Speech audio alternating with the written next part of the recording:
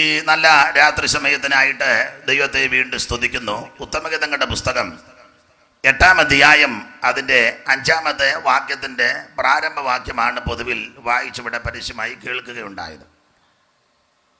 അവിടെ വായിക്കുന്നത്, മരുഭൂമിയിൽ നിന്ന് തൻ്റെ പ്രിയൻ്റെ മേൽ ചാരിക്കൊണ്ട് വരുന്ന ഒരിവൾ ആർ. വേദപുസ്തകത്തിലെ സംഗീത പുസ്തകങ്ങളിൽപ്പെട്ട പുസ്തകമാണ് ഉത്തമഗീതങ്ങളുടെ പുസ്തകം. 66 പുസ്തകമുള്ള ശ്രേഷ്ഠതയുള്ള പുസ്തകമാണ് സത്യവേദ പുസ്തകം. ആദ്യ പുസ്തകം ഉൽപ്പത്തി പുസ്തകം, ഒടുവിലത്തെ പുസ്തകം വെളിപ്പാട് പുസ്തകം. ഇങ്ങനെ പുസ്തകങ്ങൾ ചേർത്ത് കോർത്ത് ഇണക്കിയ ശ്രേഷ്ഠതയുള്ള പുസ്തകമാണ് സത്യവേദ പുസ്തകം. അതിലെ ഈ പുസ്തകത്തെ തരംതിരിച്ചാണ് പഠിക്കുന്നത്. ആരംഭത്തിൽ മോശയുടെ പഞ്ചഗ്രന്ഥം, ഉൽപ്പത്തി, പുറപ്പാട്, ലേവ്യ പുസ്തകം, സംഖ്യാ പുസ്തകം, ആവർത്തന പുസ്തകം. നമുക്കറിയാം. പിന്നീട് ചരിത്ര പുസ്തകങ്ങളാണ്. യോശുവയുടെ പുസ്തകം മുതൽ എസ്തേറിൻ്റെ പുസ്തകം വരെ ചരിത്ര പുസ്തകങ്ങൾ. പിന്നീട് സംഗീത പുസ്തകങ്ങളാണ്. അതിനുശേഷം പ്രവചന പുസ്തകം. ഇങ്ങനെയാണ് പഴയ നിയമം പര്യവസാനിക്കുന്നത്. പുതിയ നിയമത്തിൽ പ്രാരംഭത്തിൽ 4 സുവിശേഷങ്ങൾ, പിന്നീട് അപ്പോസ്തോലന്മാരുടെ പ്രവർത്തികളെ ആസ്പദമാക്കിയ അപ്പോസ്തോല പ്രവൃത്തി അല്ലെങ്കിൽ പരിശുദ്ധാത്മാവിൻ്റെ പ്രവർത്തികൾ എന്ന് പറയുന്ന പുസ്തകം. പരിശുദ്ധാത്മാവിൻ്റെ പ്രവൃത്തിയാലും അപ്പോസ്തോലന്മാരുടെ പ്രവർത്തനങ്ങളാലും ഉടലെടുത്ത സഭകളെ ഉപദേശത്തിൻ്റെ കരതീർന്ന നിലയിൽ നിലനിർത്തേണ്ടതിന് ആത്മനിയോഗം പ്രാപിച്ച് എഴുതിയ ഈടുറ്റ ലേഖനം. റോമാലേഖനം മുതൽ യൂദയുടെ ലേഖനം വരെ 21 ലേഖനങ്ങൾ. ഒടുവിൽ ഭാവി കാലത്ത് ഈ ലോകത്തിൽ എന്തൊക്കെ സംഭവിക്കും എന്നുള്ള വിഷയങ്ങളെല്ലാം കൂടെ മറ നീക്കി വെളിപ്പെടുത്തി കൊടുത്ത വെളിപ്പാട് പുസ്തകം. ഇങ്ങനെയാണല്ലോ സത്യവേദ പുസ്തകം. 66 പുസ്തകം. ഇതിനകത്ത് ആരോ കൂട്ടിയിട്ടുണ്ട് കുറച്ച് പുസ്തകം കൂടെ, അത് ഞാനിപ്പോൾ ഒന്നും പറയുന്നില്ല. ഇതാണ് 66 പുസ്തകം.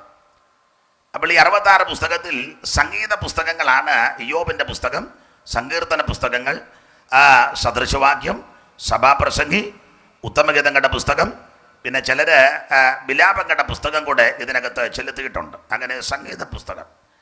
സംഗീത പുസ്തകങ്ങളിൽ തന്നെ ഏറ്റവും ഈടുറ്റ ഒരു പുസ്തകമാണ് പാട്ടുകളുടെ പാട്ട് എന്നറിയപ്പെടുന്ന ഉത്തമഗീതങ്ങളുടെ പുസ്തകം.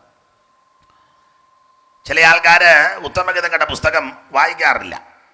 ഇനി അഥവാ വായിക്കുകയാന്നേ ഒറ്റയ്ക്കിരുന്നേ വായിക്കുകയുള്ളൂ. കുടുംബ പ്രാർത്ഥനയിലും സഭായോഗത്തിലും ഒന്നും അങ്ങനെ അധികം വായിച്ച് കേൾക്കാറില്ല. സാധാരണ ഞങ്ങളെപ്പോലുള്ള ദൈവദാസന്മാരും സഭായോഗത്തിന് ഉത്തമഗീതങ്ങളുടെ പുസ്തകം എടുത്ത് അധികം പ്രസംഗിക്കാറില്ല.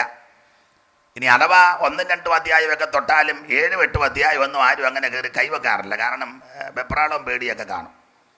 അപ്പം അതുകൊണ്ട് ഉത്തമഗീതങ്ങളുടെ പുസ്തകം ചിലർ, എൻ്റെ ഒരു അഭിപ്രായം പറഞ്ഞാൽ, അനാത്മികനായ, ദൈവമില്ലാത്ത, ദൈവത്തെ സേവിക്കാത്ത, ദൈവത്തെ ഭയമില്ലാത്ത, ജഡീകനായ, പ്രാകൃതനായ ഒരുവൻ ഉത്തമഗീതങ്ങളുടെ പുസ്തകം വായിച്ചാൽ, വിശേഷിച്ച് 7-8 അധ്യായമൊക്കെ വായിച്ചാൽ, അവൻ വെളിയിലിറങ്ങി പറയും, ആവശ്യമില്ലാത്തല്ലേ പുസ്തകത്തിൽ എഴുതി വെച്ചേക്കുക എന്ന് പറയും.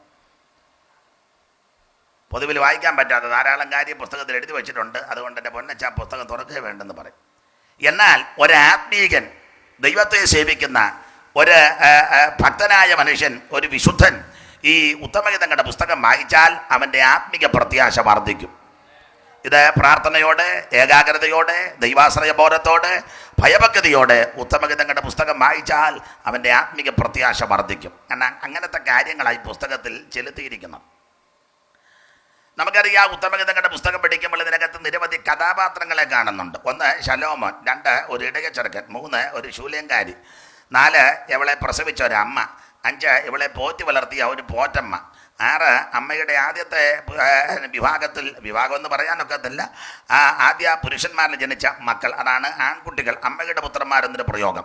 പിന്നെ വഴിയിലെ കാവൽക്കാർ, പിന്നെ ശലോമോൻ്റെ സേവകർ. ഇങ്ങനെ അനവധി കഥാപാത്രങ്ങളെ ഉത്തമഗീതങ്ങളുടെ പുസ്തകങ്ങളിൽ നാം പഠിക്കുന്നുണ്ട്. അതെല്ലാം ഞാൻ ഇന്ന് പറയുവാൻ തുനിക്കുന്നില്ല, തന്നെയല്ല സബ്ജക്റ്റും അതല്ല. അപ്പം അങ്ങനെ എല്ലാം കൊണ്ട് ശ്രേഷ്ഠതയുള്ള ഒരു പുസ്തകമാണ് ഉത്തമഗീതങ്ങളുടെ പുസ്തകം. ഇതിലെ പ്രതിപാദ്യ വിഷയം മണവാളനാകുന്ന യേശു ക്രിസ്തുവും മണവാട്ടിയാകുന്ന ദൈവസഭയും. അവർ തമ്മിലുള്ള ബന്ധത്തെയാണ് ഈ പുസ്തകം ഉറപ്പിച്ച് നമ്മളെ പഠിപ്പിക്കുന്നത്. അതിനിടയ്ക്ക് ഒരു കക്ഷി കയറി വന്നു, അതാണ് ശലോമോൻ. അത് ലോകത്തിൻ്റെ ധാടിമോടിയെ കാണിക്കുക. അപ്പം ലോകത്തിൻ്റെ പ്രഭുവായ, ലോകമോഹിയായ, ലോകത്തിന് നിദാനമായി, ലോകത്തിന് പ്രതീകമായി നിൽക്കുന്ന ശലോമോനും, ദൈവസഭയ്ക്ക് പ്രതീകമായി നിൽക്കുന്ന മണവാട്ടിയാകുന്ന ശൂലേങ്കാരിയും, യേശു ക്രിസ്തുവിന് നിഴലായി നിൽക്കുന്ന ഇടയച്ചെറുക്കൻ. അതാണ് ഈ പുസ്തകത്തിലെ പ്രതിപാദ്യ വിഷയം. എല്ലാ ഭാഗത്തേക്കും ഞാൻ പോകുന്നില്ല, നിങ്ങളുടെ ഇരിപ്പ് കണ്ടിട്ട് പോകാനും തോന്നുന്നില്ല, ഇവിടുത്തെ എന്തിനാ അസ്വസ്ഥത ഉണ്ടാകും. അപ്പം അതുകൊണ്ട് ഈ ഇടയച്ചെറുക്കനും ശൂലേങ്കാരിയും യേശു ക്രിസ്തു, അവിടെ ഇടയച്ചെറുക്കനെ പറ്റി പരാമർശിക്കുന്നത് എവിടുന്നോ ഒരു സുപ്രഭാതത്തിൽ ഒരു ഇടയച്ചെറുക്കൻ ഇറങ്ങി വരുന്നു ഗിലെയാദ് മലഞ്ചെരുവിൽ കൂടെ. ആടുകളെ തീറ്റി, ചെമ്മരിയാടും കോലാടുകളും ഒക്കെ ഉണ്ട്, അതിനെ തീറ്റി ഇറങ്ങി വരികയാണ്. നമ്മൾ പണ്ടൊരു പാട്ട് പാടും, ചെമ്മരിയാടും കോലാടുകളും ഭൂമിയിൽ വേർതിരിയും, ചെല്ലും നിത്യത മണവാട്ടിയുമായി യുഗയുഗവാണിടുവാൻ. ചെമ്മരിയാടും കോലാടുകളും ഭൂമിയിൽ വേർതിരിയും, ചെല്ലും നിത്യത മണവാട്ടിയുമായി യുഗയുഗവാണിടുവാൻ. പുതുയുഗ പുലരിയും പുതുഗാനത്തിൻ ഈരടികൾക്കാറായി, പുതുയുഗ പുലരിയും പുതുഗാനത്തിൻ ഈരടികൾക്കാറായി, ഈരടികൾക്കാറായി. സ്വർഗസിയോൻ പ്രവാസികളെ പ്രഭാതമാകാറായി, പ്രതികൂലമാകും ഈ മരുയാത്ര വേഗം തീരാറായി. അപ്പൊ ഇടയച്ചെറുക്കൻ ആടുകളെ തീറ്റി ഇറങ്ങി വരുന്നു. ആ ഇടയച്ചെറുക്കനെ പറ്റി പഠിച്ചാൽ ജീവാരംഭമില്ല, ജീവാവസാനമില്ല, അപ്പനേതാ അമ്മേതാന്നൊന്നും അവിടെ പരാമർശിച്ചിട്ടില്ല.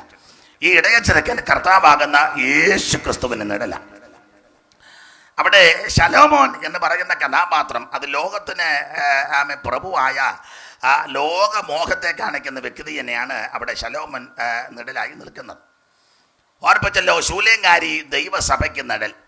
അപ്പോൾ ദൈവസഭയാകുന്ന ഈ ശൂലേങ്കാരിയെ ഇടയച്ചെറുക്കനാകുന്ന പ്രേമസ്വരൂപനാകുന്ന ക്രിസ്തുവിൽ നിന്ന് അടർത്തി മാറ്റി, തട്ടി മാറ്റി, അവിടെ ഏകാഗ്രതയും നിർമ്മലതയും നശിപ്പിച്ച് വഷളത്വത്തിലേക്ക് കൊണ്ടുപോകുവാൻ ശലോമോൻ വ്യഗ്രത കൊണ്ടുവരുന്നു. അതായത് ഇതിലൊരു പ്രതിപാദ്യ വിഷയം. ആ ഭാഗം നിങ്ങൾ പഠിക്കുമ്പോൾ അറിയാം. ഒരിക്കൽ ശലോമോന് ഈ ശൂലേങ്കാരിയെ ഇവൻ്റെ പ്രൗഢിയൊക്കെ കൊണ്ട് കാണിച്ചു. അപ്പോൾ ശൂലേങ്കാരി ഇത് കാണുമ്പം മയങ്ങി ശലോമോൻ്റെ കൂടെ പോകുമെന്നോർത്ത ശലോമോൻ പ്രൗഢിയൊക്കെ കൊണ്ട് കാണിച്ചു. അപ്പോൾ പുള്ളി വന്നതിനെ പറ്റി എഴുതിയിരിക്കുന്നത് പല്ലക്കേൽ വന്നെന്നാ. പല്ലക്കേൽ അണ്ട 3-ാം അധ്യായത്തിൻ്റെ 7-ാം വാക്യം ഒന്ന് വായിക്കാം. ശലോമോൻ്റെ പല്ലക്ക്, അങ്ങനെ ഒരു പദമുണ്ട്. ശലോമോന്റെ പല്ലക്ക് തന്നെ, ശലോമോന്റെ പല്ലക്ക് തന്നെ. ആ പദം കണ്ടോ, ശലോമോന്റെ പല്ലക്ക്. ഞാൻ മിക്ക ഇടങ്ങളിലും പറയും ശലോമോന്റെ പല്ലക്ക് എന്ന് പറഞ്ഞാൽ നമ്മുടെ കട്ടിൽ പോലൊന്നുമല്ല. നമ്മുടെ കട്ടിലിൻ്റെ ഒരു കാല് കിടന്ന് ആടുക. ഈ 3 മാസം ട്രാൻസ്ഫർ ആയതുകൊണ്ട് ഇതെല്ലാം പൊക്കി ഇടയ്ക്ക് അങ്ങോട്ട് കൊണ്ടുപോകുമ്പോൾ കാല് കിടന്ന് ഇതെല്ലാം കൂടെ 3 വർഷം കഴിയുമ്പം കയറ്റി അടുത്ത തലത്ത് കൊണ്ടിറക്കി അവിടെ നിന്ന് 3 വർഷം കഴിയുമ്പോൾ ഇങ്ങനെ കൊണ്ടുപോയി ഒരു കാല് കിടന്ന് ആടുക. നമ്മൾ കട്ടിലിട്ടപ്പോൾ ഒരു കാല് കിറോ എന്ന് വെച്ചോണ്ട് നമ്മൾ പറഞ്ഞ് മെരുക്കുട്ടി ഇച്ചിരി ബേസ് ബോർഡ് മടക്കി കൊണ്ടുപോകാം. ഒരു കാലിൻ്റെ അടിയിൽ ഇരുന്ന് നോക്കിയപ്പോൾ ഒരു ചെറിയ, അതാണ് നമ്മുടെ പല്ലക്ക്. കിറാന്ന് ശബ്ദം കേൾക്കാം. ശലോമൻ്റെ പല്ലക്ക് അങ്ങനല്ല, അത് വലിയ മേത്തരമായ പല്ലക്ക. 9-ാം വാക്യം പല്ലക്കിൻ്റെ വിശേഷത. ശലോമോൻ രാജാവ് ലെബാനോനിലെ മരം കൊണ്ട്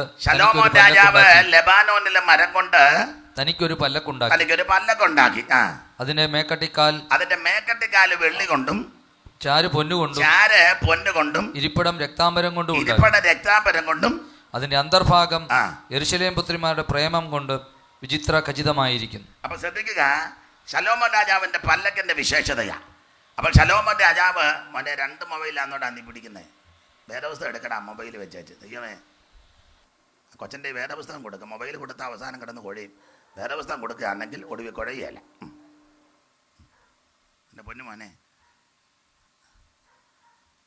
അവൻ അങ്ങനെ എടുക്കുന്നു ഇങ്ങനെ എടുക്കുന്നു, പിന്നെ അവനെ വിഷമിക്കുകയാണ്. അപ്പൊ ശ്രദ്ധിച്ചേ, ശലോമോൻ രാജാവിൻ്റെ പല്ലക്കിൻ്റെ വിശേഷതയാണ് 9-ാം വാക്യം മുതൽ. ശലോമോൻ രാജാവ് ലെബാനോനിലെ മരം കൊണ്ടൊരു പല്ലക്കുണ്ടാക്കി. അതിൻ്റെ മേക്കട്ടിക്കാല് വെള്ളി, ചാര് പൊന്ന്, ഇരിപ്പടം രക്താംബരം, അതിൻ്റെ അന്തർഭാഗം യെരൂശലേം പുത്രിമാരുടെ പ്രേമം കൊണ്ട് വിചിത്ര ഖചിതമാക്കിയിരിക്കുന്നെന്ന്. അപ്പം അന്തർഭാഗവും ബഹിർഭാഗവും കണ്ടാൽ കവിണ്ണ് വീടോ പരുവത്തിനാണ് പുള്ളി ഇതെല്ലാം ഒപ്പിച്ച്. അങ്ങനെയാണല്ലോ, അന്തർഭാഗവും ബഹിർഭാഗവും ഒക്കെ കണ്ടാൽ നമ്മൾ തന്നെ അകത്തോട്ട് കയറി പോകും. നമ്മൾ റോഡേ നടന്ന് പോകുക, എന്തെങ്കിലും അന്തർഭാഗവും ബഹിർഭാഗവും കാണുമ്പോൾ നമ്മൾ തന്നെ. ഇവിടെ വന്നപ്പോൾ അന്തർഭാഗം ഒരുപോലെ ഇരിക്കുന്നു, ബഹിർഭാഗവും ഒരുപോലെ ഇരിക്കുന്നു. കാതും കഴുത്തും പറിച്ച് കുളഞ്ഞ് നാട്ടുകാർ പറഞ്ഞങ്ങനെ അറിയോ, ഈ പിന്നെ കെട്ടുതാലി പൊട്ടിച്ചേച്ച് നടക്കുന്ന നമ്മളെ സഹോദരിമാരെ പറ്റി പൊതുവിലുള്ളൊരു അഭിപ്രായം. നിങ്ങളുടെ അഭിപ്രായമാ, ഞങ്ങൾക്കിതങ്ങനെ തോന്നിയിട്ടില്ല. ഞങ്ങൾക്കിത് ഏറ്റവും ശ്രേഷ്ഠമായിട്ടാണ് തോന്നിയിരിക്കുന്നത്. അങ്ങനെ വല്ല തോന്നലുണ്ടെങ്കിൽ ഇന്ന് തന്നെ ഇവിടുന്ന് തിരിച്ചു പൊക്കോണം. ഇത് ഊരിക്കളഞ്ഞത് അബദ്ധമാണ്. ഇപ്പം ഈ പൂഞ്ഞാൻ ഉപദേശിമാരൊക്കെ പറഞ്ഞ ഊരണ്ടെന്ന അതിനൊക്കെ തലയ്ക്ക് ഓളമാണ്. നല്ല ശരിക്ക് പ്രാർത്ഥിക്കണം, നല്ല ബുദ്ധി ഉണ്ടാകും, സ്ഥിരബുദ്ധി ഉണ്ടാകാം. ഇത് ഊരിയത് അബദ്ധമൊന്നുമല്ല, മണ്ടത്തരമൊന്നുമല്ല, ഏറ്റവും ശ്രേഷ്ഠമാണ്. നല്ല നെഞ്ചും നെറ്റിയും പിരിച്ച് തൻ്റെ ഇടത്തോടെ പറയണം, അത് കളഞ്ഞത് ആമന് ശ്രേഷ്ഠത തന്നെ. സ്തോത്രം. അപ്പം അതുകൊണ്ട് ഈ അവരുടെ ശലോമോൻ രാജാവിൻ്റെ കൊട്ടാരം, ആ പല്ലക്ക് അതിൻ്റെ അന്തർഭാഗവും ബഹിർഭാഗവും വളരെ കേമമാണ്. കണ്ടാൽ നമ്മൾ പല്ലൊക്കെ ചാടി കയറും. ആ പരുവത്തിനാണ് പുള്ളി. കാരണം ഇതൊക്കെ കാണിച്ച് മയക്കാൻ ഓർത്താണ് വന്നത്. അപ്പം എൻ്റെ ഒരു ചിന്ത, ആ വേദപുസ്തകം നിങ്ങൾ പഠിച്ചാൽ ശലോമോൻ രാജാവ് പല്ലക്കയിൽ ഇങ്ങോട്ട് വന്നപ്പോൾ അവള് ശലോമോൻ രാജാവിൻ്റെ പല്ലക്ക കണ്ട് ശൂന്യങ്കാരി മയങ്ങിയില്ല. കാരണം അവൾ സേവിക്കുന്നത് ശലോമോനിലും വലിയവനെയാണ്. ഇവിടെ ഇതാ യോനയിലും വലിയവൻ, ശലോമോനിലും വലിയവൻ, ദൈവാലയത്തെക്കാൾ വലിയവൻ, സ്വർഗത്തെക്കാൾ വലിയവൻ, സകലത്തിലും ശ്രേഷ്ഠനായ ഒരുവനുണ്ട്, കർത്താവാകുന്ന യേശുക്രിസ്തു. ഊനമില്ലാത്ത, പാപമില്ലാത്ത, കളങ്കമില്ലാത്ത, അകൃത്യമില്ലാത്ത, യാതൊരു കുറവുകളില്ലാത്ത, തെറ്റുകളില്ലാത്ത ഒരുവനെയുള്ളൂ, കർത്താവാകുന്ന യേശുക്രിസ്തു. യാതൊരു ഊനവും യേശുവിലില്ല. ആയിരം പതിനായിരങ്ങളിൽ അഴക് തിങ്ങുമൻ പ്രിയന്, ആയിരം പതിനായിരങ്ങളിൽ അഴക് തിങ്ങുമൻ പ്രിയന്, കാണും ഞാനൻ മോക്ഷപുരേ താതൻ ചാരേ ശാലേംപുരേ, കാണും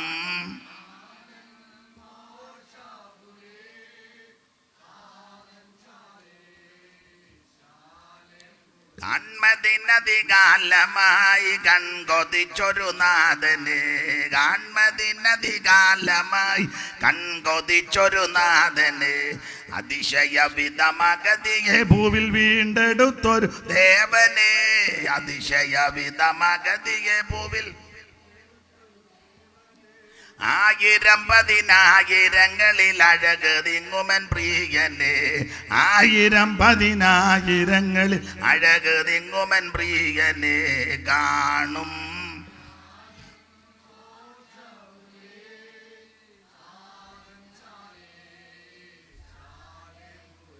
അപ്പോൾ ആയിരങ്ങളിൽ പതിനായിരങ്ങളിൽ ശ്രേഷ്ഠനാകുന്ന യോഗ്യനായ, ഊനമില്ലാത്ത, പാപമില്ലാത്ത ഒരുവനെയുള്ളൂ യേശുക്രിസ്തു മാത്രം.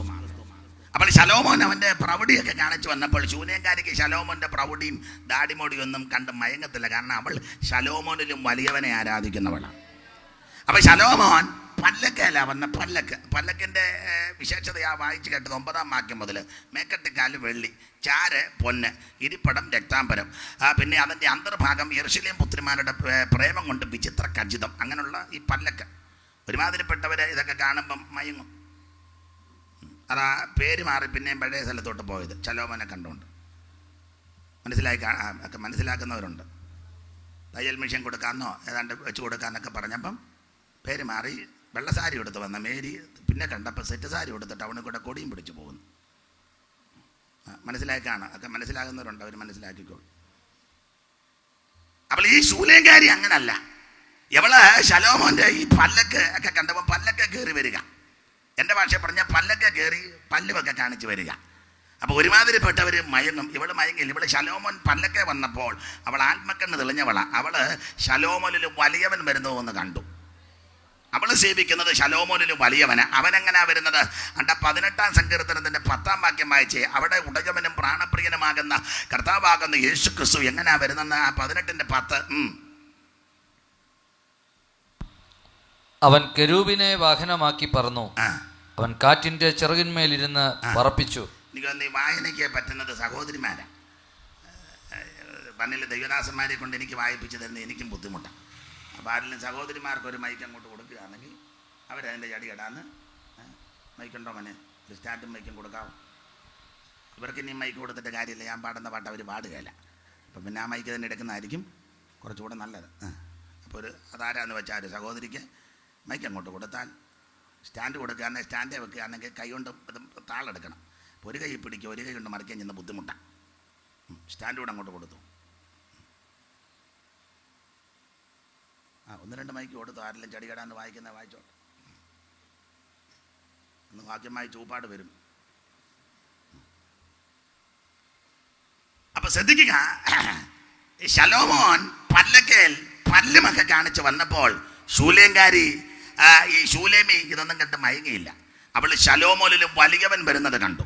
അവൻ വരുന്നതിനെ പറ്റി 18-ാം സങ്കീർത്തനത്തിന്റെ 10-ാമത്തെ വാക്യത്തിൽ കൊടുത്തിരിക്കുകയാണ്.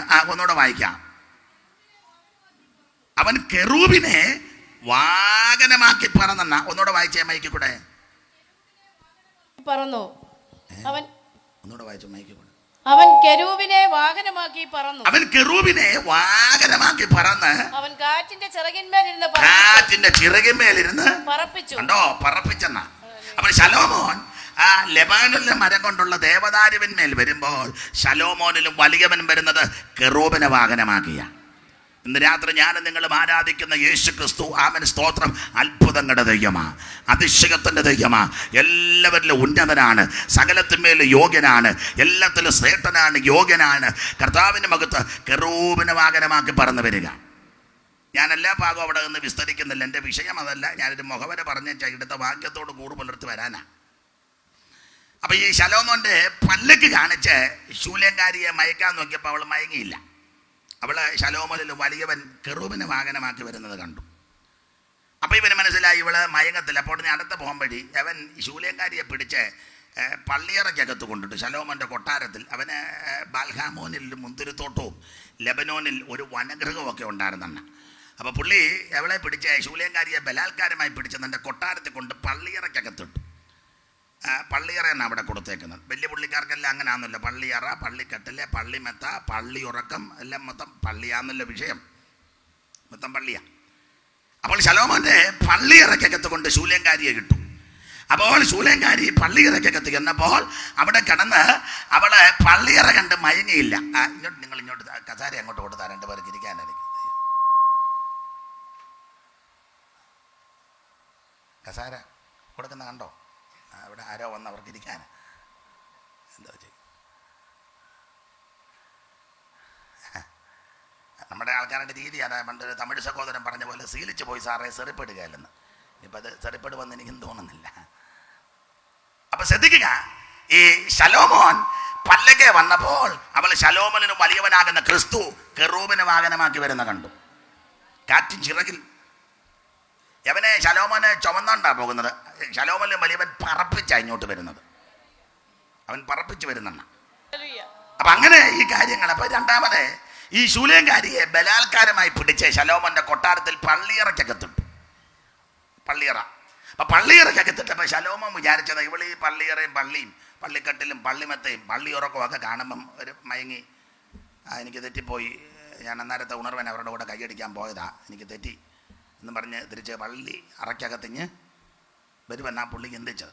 അവളെ കൊണ്ട് പള്ളിയറയ്ക്കകത്തിട്ടപ്പോൾ അവള് ആ പള്ളിയറയുടെ കിളിവാതിൽ അങ്ങോട്ട് തുറന്ന് വെച്ച് തല വെളിയിലോട്ട് ഇട്ടേച്ച് അവള് വെളിയിലോട്ട് നോക്കിയിട്ട് ആ ഗലയാത് ചരിവിന് അപ്പുറലോട്ട് ഉന്നം വെച്ച് നോക്കി വെച്ച് പറഞ്ഞു, സ്തോത്രം, എൻ്റെ പ്രിയനെ, നിന്റെ പിന്നാലെ എന്നെ വലിക്കാം, നമുക്ക് ഓടിപ്പോകാം. രാജാവ് എന്നെ പള്ളിയറയ്ക്കകത്ത് കൊണ്ടുവന്നിട്ടെന്ന്. അണ്ട 4-ാം വാക്യം വായിച്ചേ, 1-ാം അധ്യായത്തിന്റെ 4-ാം വാക്യം.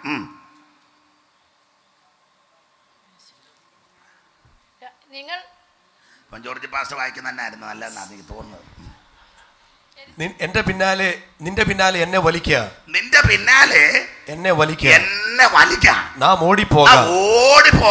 രാജാവ് എന്നെ പള്ളിയറയ്ക്കകത്ത് കൊണ്ടുവന്നിരിക്കുന്നു. അപ്പോൾ ബലാത്കാരമായി ഇവളെ പിടിച്ച് ശൂലേങ്കാരിയെ പിടിച്ച് പള്ളിയറയ്ക്കകത്തിട്ട് ശലോമോൻ വിചാരിച്ചത് ഈ പള്ളിയറയും ഈ മെത്തയും ഇതിൻ്റെ ഈ ഇണക്കും ഈ ലൈറ്റും ഈ അറേഞ്ച്മെൻറ്റും ഇതിൻ്റെ ഒക്കെ കാണാൻ മയങ്ങുമെന്നാണ് ഓർത്തത്. അവൾ ഒന്നും കണ്ടിട്ടൊന്നും ഇളകിയില്ല. അവൾ കട്ടിലേന്ന് ഇങ്ങോട്ട് എഴുന്നേറ്റേച്ച് മെത്തെ കൊണ്ടിട്ടതാ. അവൾ മെത്തപ്പുറത്ത് കിടന്നില്ല. അവിടെ നിന്ന് ഇറങ്ങിയേച്ച് ആ കിളിവാതിൽ തുറന്നു വെച്ച് വെളിയിലോട്ട് തലകിട്ടേച്ച് പറഞ്ഞു, എൻ്റെ പ്രിയനെ, നിൻ്റെ പിന്നാലെ എന്നെ വലിക്കാം, നമുക്ക് ഓടിപ്പോകാം. അവൻ എന്നെ പള്ളിയറയ്ക്കകത്ത് കൊണ്ടുവന്നിട്ടുണ്ട് എന്ന് പറഞ്ഞാൽ ഞാൻ ഇവൻ്റെ പള്ളിയറയെ കിടന്ന് സുഖിച്ച് ചാകാൻ തീരുമാനിച്ചിട്ടില്ല.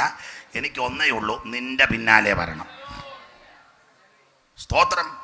എനിക്കൊരൊറ്റ ആഗ്രഹമുള്ളൂ, ഈ പള്ളിയറയ്ക്കകത്ത് കിടക്കാൻ ഞാൻ ഇഷ്ടപ്പെടുന്നില്ല.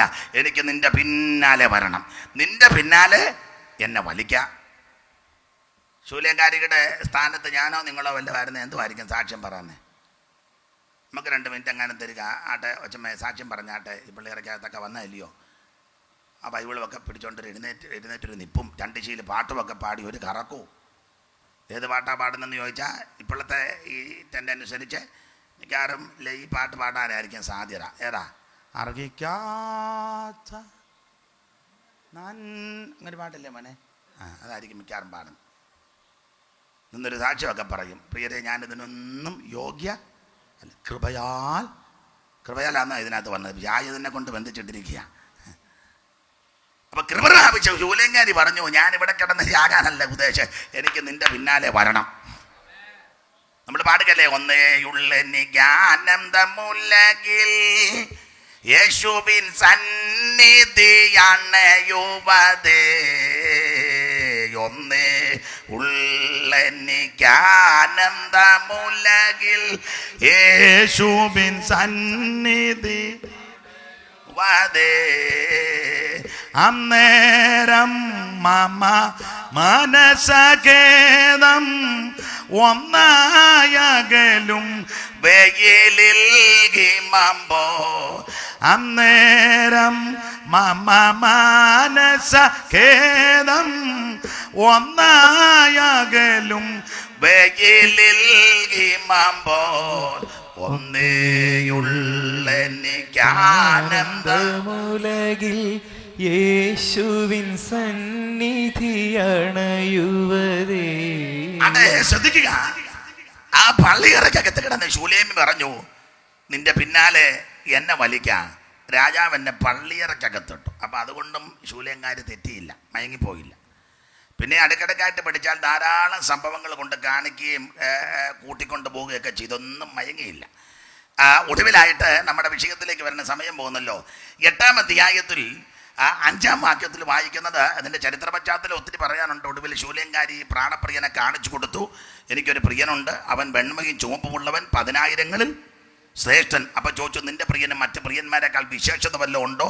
അവിടെ അറിഞ്ഞ് വിശേഷതയുണ്ടെങ്കിൽ അവന് മാത്രമേ ഉള്ളു എന്ന് പറഞ്ഞാൽ, കാണാൻ കൊള്ളാവുന്നവൻ ക്രിസ്തു, ആരാധിക്കാൻ കൊള്ളാവുന്നവൻ യേശു ക്രിസ്തു, അംഗീകരിക്കാൻ കൊള്ളാവുന്നവൻ യേശു ക്രിസ്തു. അനുഗമിക്കുന്നെങ്കിൽ യേശുവിനെ അനുഗമിക്കണം, ആരാധിക്കുന്നെങ്കിൽ യേശുവിനെ ആരാധിക്കണം, അംഗീകരിക്കുന്നെങ്കിൽ യേശു ക്രിസ്തുവിനെ അംഗീകരിക്കണം, അനുഗമിക്കുന്നെങ്കിൽ യേശുവിനെ അനുഗമിക്കണം. ഇതുപോലെ യോഗ്യനായ വേറൊരുത്തനില്ലെന്നുള്ളതാണ്. അപ്പം അവർ ചോദിച്ചു, അവൻ എന്ത് ചെയ്യേ? ഒടുവിൽ ആ പ്രിയനെ കാണിച്ചു കൊടുക്കുകയും ആ പ്രിയൻ്റെ മേൽ ചാരിക്കൊണ്ട് വരുന്ന ഭാഗമാണ് നമ്മൾ 8-5 വായിച്ചത്. ഇടയ്ക്കത്തെ ഭാഗമൊന്നും പ്രസംഗിക്കുന്നില്ല, വേറൊരു ചിന്ത പറയാനാണ് ഞാൻ വരുന്നത്. അപ്പോൾ കുറുവാക്യം 8-ാം അധ്യായത്തിൻ്റെ 5-ാം വാക്യത്തിൽ, മരുഭൂമിയിൽ നിന്ന് തൻ്റെ പ്രിയൻ്റെ മേൽ ചാരിക്കൊണ്ട് വരുന്നു ഒരിവൾ. ഒരല്പസമയത്തെ ഒരു ചെറിയ വിഷയം നമ്മൾ ചിന്തിക്കാൻ പോകുന്നൊരു ചെറിയ വിഷയം, മരുഭൂമിയിൽ എന്തുണ്ടെന്നുള്ളതാണ്. മരുഭൂമിയിൽ എന്തുണ്ട്? മരുഭൂമിയിൽ നിന്ന് തൻ്റെ പ്രിയൻ്റെ മേൽ ചാരിക്കൊണ്ട് വരുന്ന ഒരുവൾ. അതുകൊണ്ട് അല്പസമയത്തെ ചിന്താവിഷയം മരുഭൂമിയിൽ എന്തുണ്ടെന്നുള്ളതാണ്. ഈ പഴയ നിയമവും പുതിയ നിയമവും ഒക്കെ പഠിക്കുമ്പോൾ പ്രതിരൂപ സ്വരൂപങ്ങളാണ്, വ്യാഖ്യാനിക്കണം, നെടലും പൊരുളുമാണ്. പഴയ നിയമം നെടലും, പുതിയ നിയമം അതിൻ്റെ പൊരുളുകളുമാണ്. അപ്പോൾ നെടലും പൊരുളുമായതുകൊണ്ട് വ്യാഖ്യാനിച്ച് പ്രസംഗിക്കേണ്ട വിഷയങ്ങൾ നിരവധിയുണ്ട്. അപ്പം അങ്ങനെ വ്യാഖ്യാനിക്കുമ്പോൾ എന്താണ് മരുഭൂമി? ഒറ്റ വാക്കിൽ മറുപടി പറഞ്ഞാൽ, മരുഭൂമി എന്ന് പറഞ്ഞാൽ സർവശക്തനായ ദൈവത്തിൻ്റെ സഭ. കാലാകാലങ്ങളിൽ ദൈവത്താൽ വിളിച്ച് വേർതിരിക്കപ്പെട്ട വിശുദ്ധന്മാരുടെ കൂട്ടം, അതാണ് മരുഭൂമി അല്ലെങ്കിൽ ദൈവസഭ. അതിനൊരു ചെറിയ തെളിവിനൊരു ഒരു വാക്യം അപ്പോസ്തല പ്രവർത്തകരുടെ പുസ്തകം 7-ാം അധ്യായത്തിൻ്റെ 38-ാം വാക്യം. മരുഭൂമി സഭയാണ് എന്നുള്ളതിന് തെളിവിന് ഒരു ചെറിയ വാക്യം. സീനായി മലയിൽ തന്നോട് സംസാരിച്ച ദൂതനോടും, സീനായി മലയിൽ തന്നോട് സംസാരിച്ച ദൂതനോടും നമ്മുടെ പിതാക്കന്മാരോടും കൂടെ മരുഭൂമിയിലെ സഭയിലിരുന്നവൻ മതി. അപ്പോൾ ഈ വാക്യമെല്ലാം കൂടെ ചേർത്ത് പഠിച്ചാൽ, മരുഭൂമി എന്ന് പറഞ്ഞാൽ സർവശക്തനായ ദൈവത്തിന്റെ സഭ. ശ്രദ്ധിക്കണേ, ഏതാണ് സഭ? എന്താണ് സഭ? ആരുടെയാ സഭ? ഏതാണ് ശരിയായ സഭ? തർക്കം നടക്കുന്ന ഒരു കാലമാണ്. ഓരോ ഗ്രൂപ്പുകാരും, ഓരോ വിഭാഗക്കാരും, ഓരോ സംഘടനക്കാരും അവരെ ഉൾപ്പെട്ട് നിൽക്കുന്ന പ്രസ്ഥാനം, സംഘടന, സമൂഹമാണ് സാക്ഷാൽ സഭ എന്നാണ് വാദിക്കുന്നത്. അതിനവർ തെളിവുകളൊക്കെ കൊണ്ടുവരും. കത്തോലിക്ക സഹോദരന്മാർ പറയുന്നത് സാക്ഷാൽ സഭ കത്തോലിക്ക സഭയാണ്. അവർ കത്തോലിക്ക സഭ എന്നൊന്നും അങ്ങനെ പറയില്ല, തിരുസഭ അങ്ങനെ അവർ പറയുന്നത്. തിരുസഭ നമ്മളാ കത്തോലിക്ക സഭ എന്നൊക്കെ പറയുന്നത് തിരുസഭ, അവർ ബഹുമാനിച്ചാ പറയുന്നത്. അപ്പോൾ കത്തോലിക്ക സഹോദരന്മാര് പറയുന്നത് സാക്ഷാൽ സഭ കത്തോലിക്ക സഭയാണ്, തിരുസഭ. റോമിൽ, വത്തിക്കാനിൽ അവരുടെ ഒരു വിധത്തിൽ പറഞ്ഞാൽ ആരാധ്യ പുരുഷനായ പോപ്പിന്റെ കീഴിൽ ലോകമെമ്പാടും പരന്ന് പന്തലിച്ച് വിശദമായി പടർന്നു കിടക്കുന്ന കത്തോലിക്ക സഭ, ഈടുറ്റ സഭ. കോടിക്കണക്കിന് എണ്ണി വിലമതിക്കാനൊന്നും പറ്റത്തില്ല, കോടിക്കണക്കിന് സ്ഥാപന ജംഗമ വസ്തുക്കളുള്ള ലോകത്തിൻ്റെ ഒട്ടുമിക്ക രാജ്യങ്ങളിലും ഈ സഭയുണ്ട്. അത് ഫലവത്താണ്, ബലവത്താണ്, സ്ട്രോങ് ആണ്. ധാരാളം ആൾക്കാരുണ്ട്. തന്നെയല്ല, അവർക്ക് അടയാളങ്ങളുണ്ട്, ചിഹ്നങ്ങളുണ്ട്, ആചാരങ്ങളുണ്ട്, അനുഷ്ഠാനങ്ങളുണ്ട്, പിന്തുടർച്ചയുണ്ട്, മാമൂലുണ്ട്, കീഴ്വഴക്കമുണ്ട്. അപ്പോൾ പോപ്പിന്റെ കീഴിൽ ലോകമെമ്പാടും പരന്ന് പടർന്ന് പന്തലിച്ച് കിടക്കുന്ന സഭ തിരുസഭ, കത്തോലിക്ക സഭ. അപ്പൊ അവര് പറയുന്നത് സാക്ഷാൽ സഭ, ശരിയായ സഭ, തിരുസഭ കത്തോലിക്ക സഭയാണെന്നാ അവർ വാദിക്കുന്നത്. നമ്മൾ വെന്തിക്കോസാ സഭയെന്ന് പറഞ്ഞു എന്നാൽ അവർ നല്ല തല്ല് വെച്ച് തരും പരുവത്തിനാണെങ്കിൽ. അപ്പം അവർ പറഞ്ഞ ശരിയായ സഭ കത്തോലിക്ക സഭയാണ്. അതിന് അവർ തെളിവുകളൊക്കെ കൊണ്ടുവരുന്നുണ്ട്. അപ്പോൾ ഇവരെ കണ്ണിച്ചുകൊണ്ട് യാക്കോബായ വിഭാഗം വന്നിരിക്കുന്നത് അത് ശരിയായ സഭയല്ല, ഞങ്ങളാ ശരിയായ സഭ, പാരമ്പര്യം യാക്കോബായ. കാരണം അന്ത്യോക്യയുടെ സിംഹാസനത്തിന്റെ കീഴിൽ, കാരണം റോമിൽ പിന്നാന്നല്ലോ, അന്ത്യോക്യയിൽ വെച്ചാന്നല്ലോ ക്രിസ്ത്യാനി എന്ന പേര് വന്നത്. അപ്പം അതുകൊണ്ട് അന്ത്യോക്യയിൽ പത്രോസിന് സിംഹാസനം ഉണ്ടായിരുന്നെന്ന, പത്രോസിനൊരു സിംഹാസനം ഉണ്ടായിരുന്നെന്നും അന്ത്യോക്യയുടെ സിംഹാസനത്തിന്റെ കീഴിൽ ലോകമെമ്പാടും പരന്ന് കിടക്കുന്ന യാക്കോബായ, അതിൽ 2 വിഭാഗമുണ്ട്, ഓർത്തഡോക്സ്. അത് ഞാനിപ്പോൾ എടുക്കുന്നില്ല, ഒറ്റ വാക്കിൽ അങ്ങ് പറയാ, യാക്കോബായ സഭ. അപ്പം അവർ പറയുന്ന അന്ത്യോക്യ പത്രോസിന്റെ സിംഹാസനത്തിന്റെ പിന്തുടർച്ച. പത്രോസ് അന്ത്യോക്യയിലായിരുന്നെന്നും പുള്ളിക്ക് സിംഹാസനം ഉണ്ടെന്നൊക്കെ ആ വാദം. തിരുവചനം പഠിച്ചാൽ ഒരു കൊരണ്ടി പോലും ഇല്ലെന്നുള്ളതാണ്. ആദിമ നൂറ്റാണ്ടിലെ അപ്പോസ്തലന്മാർക്ക് ഒരു കൊരണ്ടി പോലും ഇല്ലായിരുന്നു. തെളിവിന് ഒരു വാക്യം വായിച്ചു, ഒത്തിരി ഉണ്ട്, എന്നാലും തെളിവിന് കൊരിന്ത്യർക്കെഴുതിയ 1 ലേഖനം 4:10 മുതൽ അറിവുള്ള വാക്യമായെങ്കിലും ഒന്ന് ഉറക്കെ വായിച്ചു തരും. ഞങ്ങൾ ക്രിസ്തു നിമിത്തം ഭോഷന്മാർ, ഞങ്ങൾ ക്രിസ്തു നിമിത്തം ഭോഷന്മാർ, നിങ്ങൾ ക്രിസ്തുവിൽ വിവേകികൾ, നിങ്ങൾ ക്രിസ്തുവിൽ വിവേകികൾ, ഞങ്ങൾ ബലഹീനർ, ഞങ്ങൾ ബലഹീനര്, നിങ്ങൾ ബലവാന്മാർ, നിങ്ങൾ ബലവാന്മാർ, നിങ്ങൾ മഹത്വങ്ങൾ, നിങ്ങൾ മഹത്തുക്കൾ, ഞങ്ങൾ മാനകീനർ. അത്രേ. ഈ നാഴിക വരെ എന്ന് പറഞ്ഞാൽ ലേഖനം എഴുതുന്ന സമയം വരുന്ന അർത്ഥം. ഈ നാഴിക വരെ ഞങ്ങൾ ബഹുവചനമാ എഴുതിയ പൗലോസും ശേഷമുള്ള അപ്പോസ്തലന്മാരും എന്ന് സാരം. അതാ ഞങ്ങൾ. ഈ നാഴിക വരെ ഞങ്ങൾ ഏതാ? പത്രോസ്, യാക്കോബ്, അന്ത്രയോസ്, യോഹന്നാന്, പീലിപ്പോസ്, ബർത്തലോമായി, അൽപായുധനായ യാക്കോബ്, പിന്നെ യൂദ, ഇസ്കരിയോത്ത് യൂദ. അതാ ഞങ്ങൾ, അതാ ഞങ്ങൾ. അപ്പോൾ ശേഷമുള്ള പൗലോസും ശേഷമുള്ള അപ്പോസ്തലന്മാരും, അതാണ് ഞങ്ങൾ. ഈ നാഴിക വരെ ഞങ്ങൾ വിശദ. ആദിമ നൂറ്റാണ്ടിലെ അപ്പോസ്തലന്മാർക്ക് ഇടയ്ക്കിടയ്ക്ക് വിശപ്പുണ്ടായിരുന്നു. കാരണം ചാപ്പാടിന് കാര്യമൊന്നുമില്ല. ശുശ്രൂഷ കേമമാണെങ്കിലും ചാപ്പാടില്ല. ഇന്ന് ചാപ്പാട് കേമമായ ശുശ്രൂഷ ഇല്ലെങ്കിലും, ശുശ്രൂഷ ഒന്നും കാര്യമായിട്ട് നടക്കുന്നില്ലെങ്കിലും ചാപ്പാട് കേമം. അപ്പോൾ അന്ന് ചാപ്പാടില്ല, ഭക്ഷണം അധികം കിട്ടാറില്ല. അതുകൊണ്ടല്ലയോ വിശന്ന് പ്രാണം തല്ലി ആ യോഗം കഴിഞ്ഞ് പോകുന്നത്. ഒരിക്കൽ വിശന്ന് പ്രാണം തല്ലിപ്പോയി ആരുടെയോ വയലിൽ ഇറങ്ങി കതിര് പറിച്ച് തിരുമ്മി തിന്നു വിശന്നിട്ട്. ഇവര് സേവിക്കുന്ന ഗുരുവും ഒരിക്കൽ വിശന്ന് കൂറ കൊത്തിയിട്ട് അത്തിയെ നോക്കി, ഒന്നും കണ്ടില്ല, ഇങ്ങനെ തളത്ത് നിൽക്കുന്നല്ലാതെ. അപ്പോൾ അന്ന് വിശപ്പും ദാഹവും. അപ്പൊ ഈ നാഴിക വരെ ഞങ്ങൾ വിശന്ന്, അപ്പോസ്തലന്മാര് വിശന്നും ദാഹിച്ചും ഉടുപ്പാനില്ല അന്ന്. ഇന്നത്തെ അപ്പോസ്തലന്മാരുടെ ഉടുപ്പ് തന്നെ വേണമെങ്കിൽ വെച്ചാൽ ഒരു 5 ലക്ഷത്തിൻ്റെ ഉണ്ട്. കാരണം അതുപോലെ ചെയ്തപണി ചെയ്താ ഉടുപ്പ് തയ്ക്കുന്നത്. എന്തെല്ലാം സാധനങ്ങൾ അതിനകത്ത്. മൊത്തത്തിലൊന്നും കൊണ്ടൊരു പണയം എടുക്കുന്ന സ്ഥലത്തോട്ട് കൊണ്ട് പുള്ളി അവിടെ നിർത്തി ഒരു 10 ലക്ഷം രൂപ തരാൻ പറഞ്ഞാൽ കണ്ണു അടച്ചവർ അതുപോലത്തെ സാധനങ്ങൾ കാതയിലും കയ്യിലും കടുത്തയിലും എല്ലാം കിടപ്പുണ്ട്. കാരണം അതുപോലെ അപ്പോസ്തലന്മാർ. ഇപ്പോഴത്തെ അപ്പോസ്തലൻ, അന്നത്തെ അപ്പോസ്തലന്മാർക്ക് ഉടുതുണിക്ക് മറുതുണിയില്ല. അതാ ഈ നാഴിക വരെ ഞങ്ങൾ വിശന്നും ദാഹിച്ചും. പിന്നെ ഒരു കാര്യം എന്നോട്ട് നോക്കിയാൽ, ഒരു കാര്യം പറഞ്ഞേച്ച് നമുക്ക് പയ്യ അതിലോട്ട് കയറാം. ഞാൻ ഒരു സഭയുടെ ആളല്ല, അതാദ്യം എന്നെ ഒന്ന് അറിഞ്ഞ് നല്ലതാണ്. ഞാനൊരു ഹൈന്ദവ പശ്ചാത്തലത്തിൽ നിന്നാണ് ഈ മാർഗത്തിൽ വന്നത്. പെന്തിക്കോസ് പാരമ്പര്യവുമില്ല, ക്രൈസ്തവ പാരമ്പര്യവുമില്ല. എൻ്റെ വല്യപ്പനും ഒന്നും ഈ മാർഗത്തിൽ വന്നതല്ല. ഞങ്ങൾ ഹൈന്ദവ വിശ്വാസത്തിലായിരുന്നു. അമ്പലത്തിൽ നിന്ന് വരുമ്പോഴാണ് ഞാൻ രക്ഷിക്കപ്പെട്ട് കഴിഞ്ഞ് ഈ വേദപുസ്തകം വായിച്ചു. അങ്ങനെ വായിച്ചപ്പോൾ ഇതിനകത്തെ കാര്യങ്ങളായി പറയുന്നത്. അതിനെന്നോട് കയറി ഉടക്കുണ്ടാക്കാനൊന്നും വരരുത്, നീ പുസ്തകം വായിച്ചോണം. നേരത്തെ ഒന്ന് അറിഞ്ഞിരിക്കുന്നത് നല്ലതാണ്. അതുകൊണ്ട് പുള്ളി അവരുടെ ആളാണെന്നൊന്നും കയറി വെച്ചേക്കരുത്, ആരുടെ ആളല്ലെന്നുള്ളതാണ് അതിൻ്റെ സത്യം. അപ്പം അതുകൊണ്ട് നിഷ്പക്ഷമായിട്ട് ആ കാര്യം പറയുന്നത്. ഇഷ്ടമുണ്ട് അംഗീകരിച്ചാൽ മതി. അപ്പോൾ ആദിമ നൂറ്റാണ്ടിലെ അപ്പോസ്തലന്മാർ വിശന്നും ദാഹിച്ചും ഉടുപ്പാനില്ലാതെയും കുത്തുകൊണ്ടും സ്ഥിരവാസം കൂടാതെ എന്ന് പറഞ്ഞാൽ സ്വന്തമായിട്ട് വീടും വസ്തുവും പ്രത്യേക സ്ഥലമൊന്നുമില്ലെന്ന്. പിന്നെ അങ്ങനെ അന്ത്യോക്യ സിംഹാസനം വരുന്നേ? കയറി കിടക്കാൻ കിടപ്പാടം പോലുമില്ല. ആദിമ നൂറ്റാണ്ടിലെ അപ്പോസ്തലന്മാർക്ക് അതാണ് അപ്പോസ്തലിക ശുശ്രൂഷയും ആദിമ നൂറ്റാണ്ടിലെ അപ്പോസ്തലന്മാർ. അതെ, നമ്മുടെ വിഷയത്തിലേക്ക് വരാം. അപ്പോൾ അവർ യാക്കോബായ സഹോദരന്മാർ പറയുന്നത് അന്ത്യോക്യ സിംഹാസനത്തിന് പിന്തുടർച്ചയാകുന്ന യാക്കോബായ സഭ പാരമ്പര്യം കൊണ്ട് ഞങ്ങളാണ് ശരിയായ സഭ എന്ന അവരുടെ വാദം. എന്നെ അവരെ കണ്ണിച്ചുകൊണ്ടാണ് നമ്മുടെ കേരളത്തിൽ മാർത്തോമാ സഹോദരങ്ങൾ, ഈ ദേശത്ത് അധികമില്ലെങ്കിലും തിരുവല്ല ആദിയായ സ്ഥലങ്ങളിൽ മാർത്തോമക്കാർ സ്ട്രോങ്ങാ. അവർ പറയുന്നത് ശരിയായ സഭ മാർത്തോമാ സഭയാണ് എന്ന് പറഞ്ഞാൽ യാക്കോബായി ഉണർവുണ്ടായി വന്നതാ. എന്നിരുന്നാലും AD 52 തോമാസ് ലീഗ ഇന്ത്യയിൽ കേരളത്തിൽ വന്നെന്ന് 4 ബ്രാഹ്മണ കുടുംബത്തെ മുഖ്യ എന്ന അവരുടെ വാദം. കള്ളി, കാളികാവ്, ശങ്കരപുരി, പകലോമറ്റം. അപ്പോൾ അങ്ങനെ പാരമ്പര്യമൊക്കെ അവർ കൊണ്ടുവരുന്നുണ്ട്.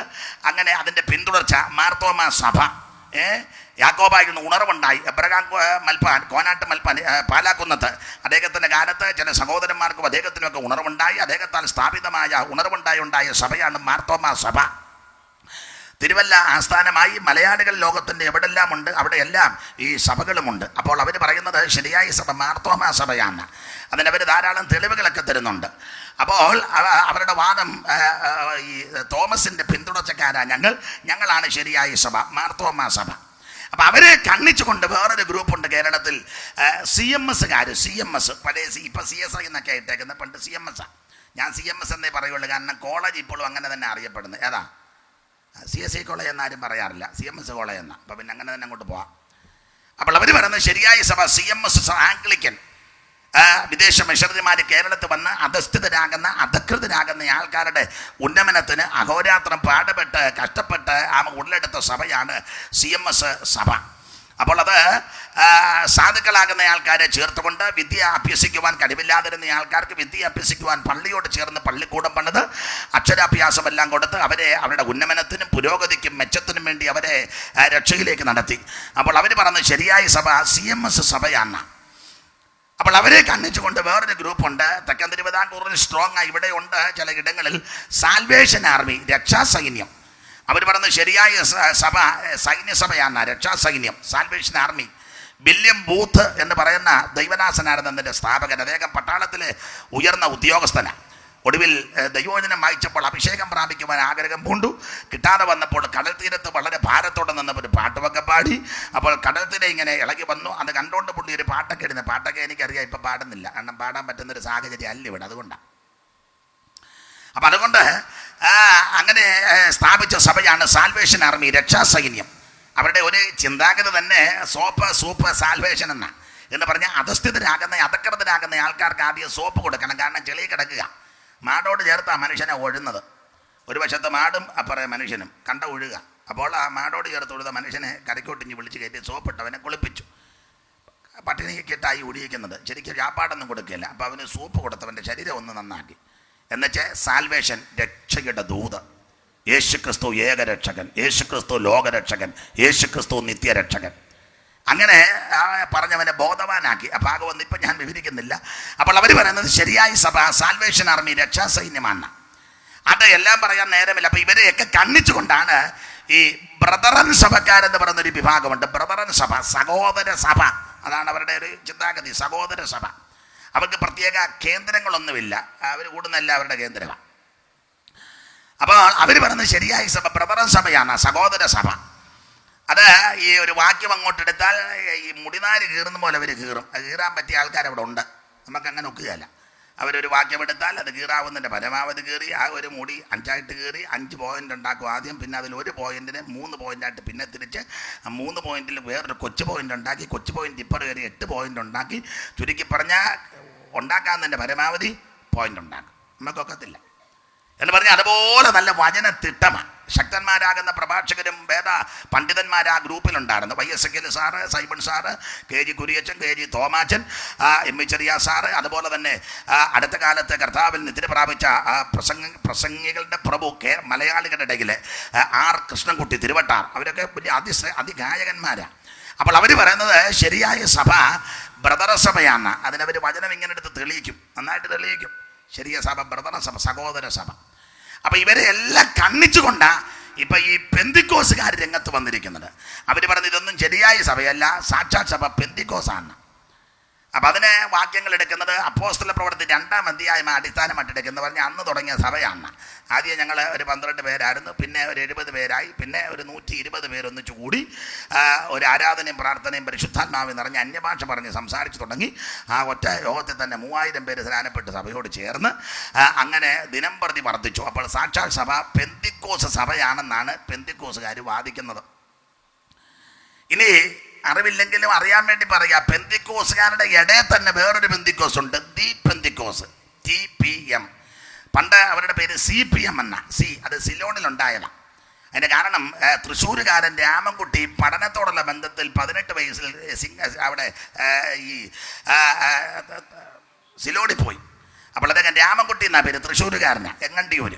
അപ്പോൾ തൃശ്ശൂരുകാരൻ രാമൻകുട്ടി പഠനത്തോടുള്ള ബന്ധത്തിൽ ചെറുപ്രായത്തിൽ ആ ദേശത്ത് ചെന്ന് സിലോണിൽ ചെന്ന് ജോലിയും പഠനമൊക്കെ ആയ സമയത്ത് ഒരു CMSലെ മിഷനറി മുഖാന്തരം സുവിശേഷം കേട്ട് രക്ഷിക്കപ്പെട്ട് പിന്നെ സ്നാനപ്പെട്ട് അഭിഷേകമെല്ലാം പ്രാപിച്ച് അങ്ങനെ അവിടെ തുടങ്ങിയ സഭ അതാ CPM, സിലോൺ പെന്തക്കോസ് മിഷൻ എന്ന.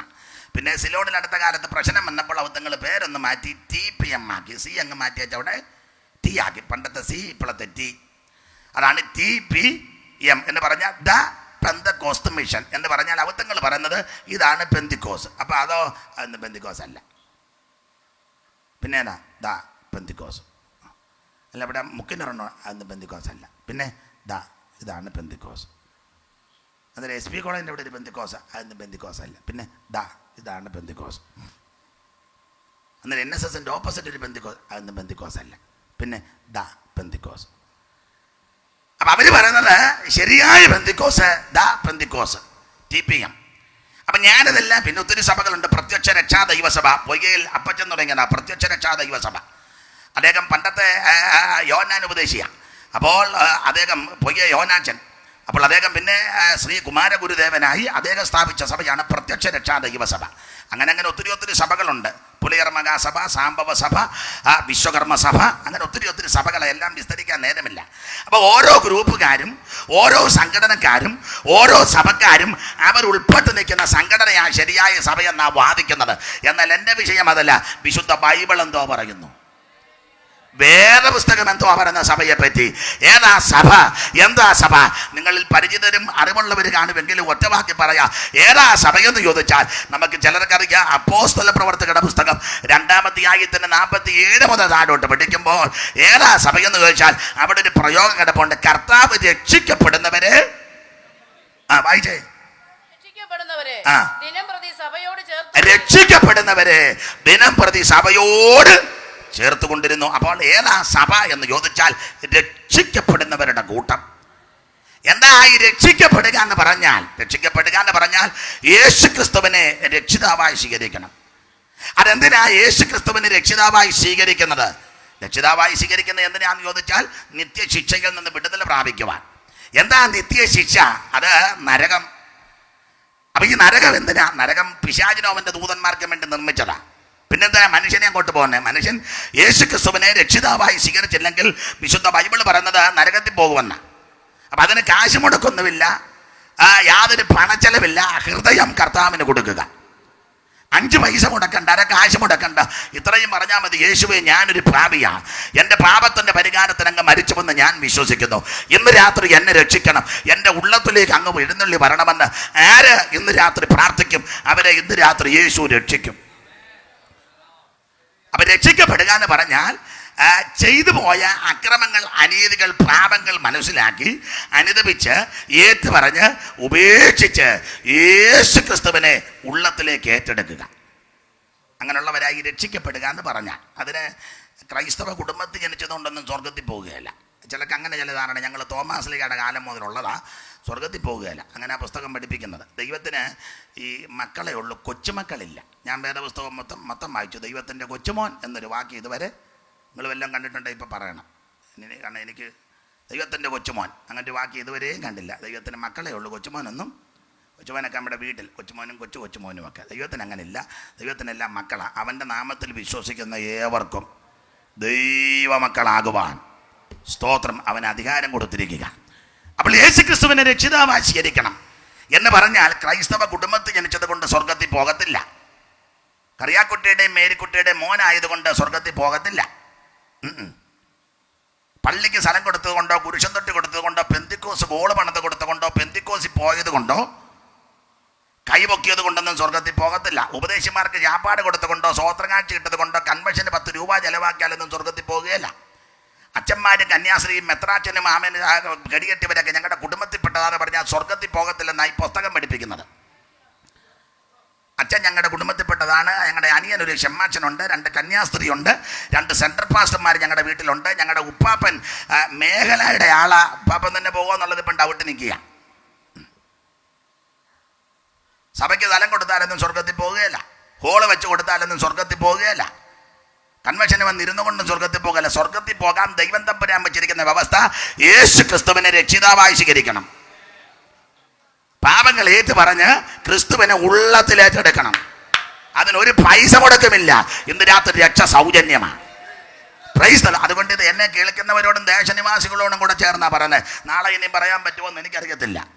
ഇനിയിപ്പോൾ ഞാനും 2 കൽപ്പിച്ചായി പോകുന്നത്. തീർത്ത കാര്യം പറഞ്ഞു വെച്ച് പോവുക. ഈ സോപ്പിട്ടുള്ള പരിപാടിയൊന്നും ഇനിയില്ല. ചില പറയാറുണ്ട്, നിങ്ങൾ ഞങ്ങളുടെ കൂടെ വരാനൊന്നുമില്ല, പിന്നെ ഈ കാര്യങ്ങളൊക്കെ ഒന്ന് അങ്ങനൊന്നുമല്ല, നിങ്ങളെല്ലാം ഞങ്ങളുടെ കൂടെ വരണം. ഈ യോഗം വെച്ചേക്കുന്ന ഇതിനാ.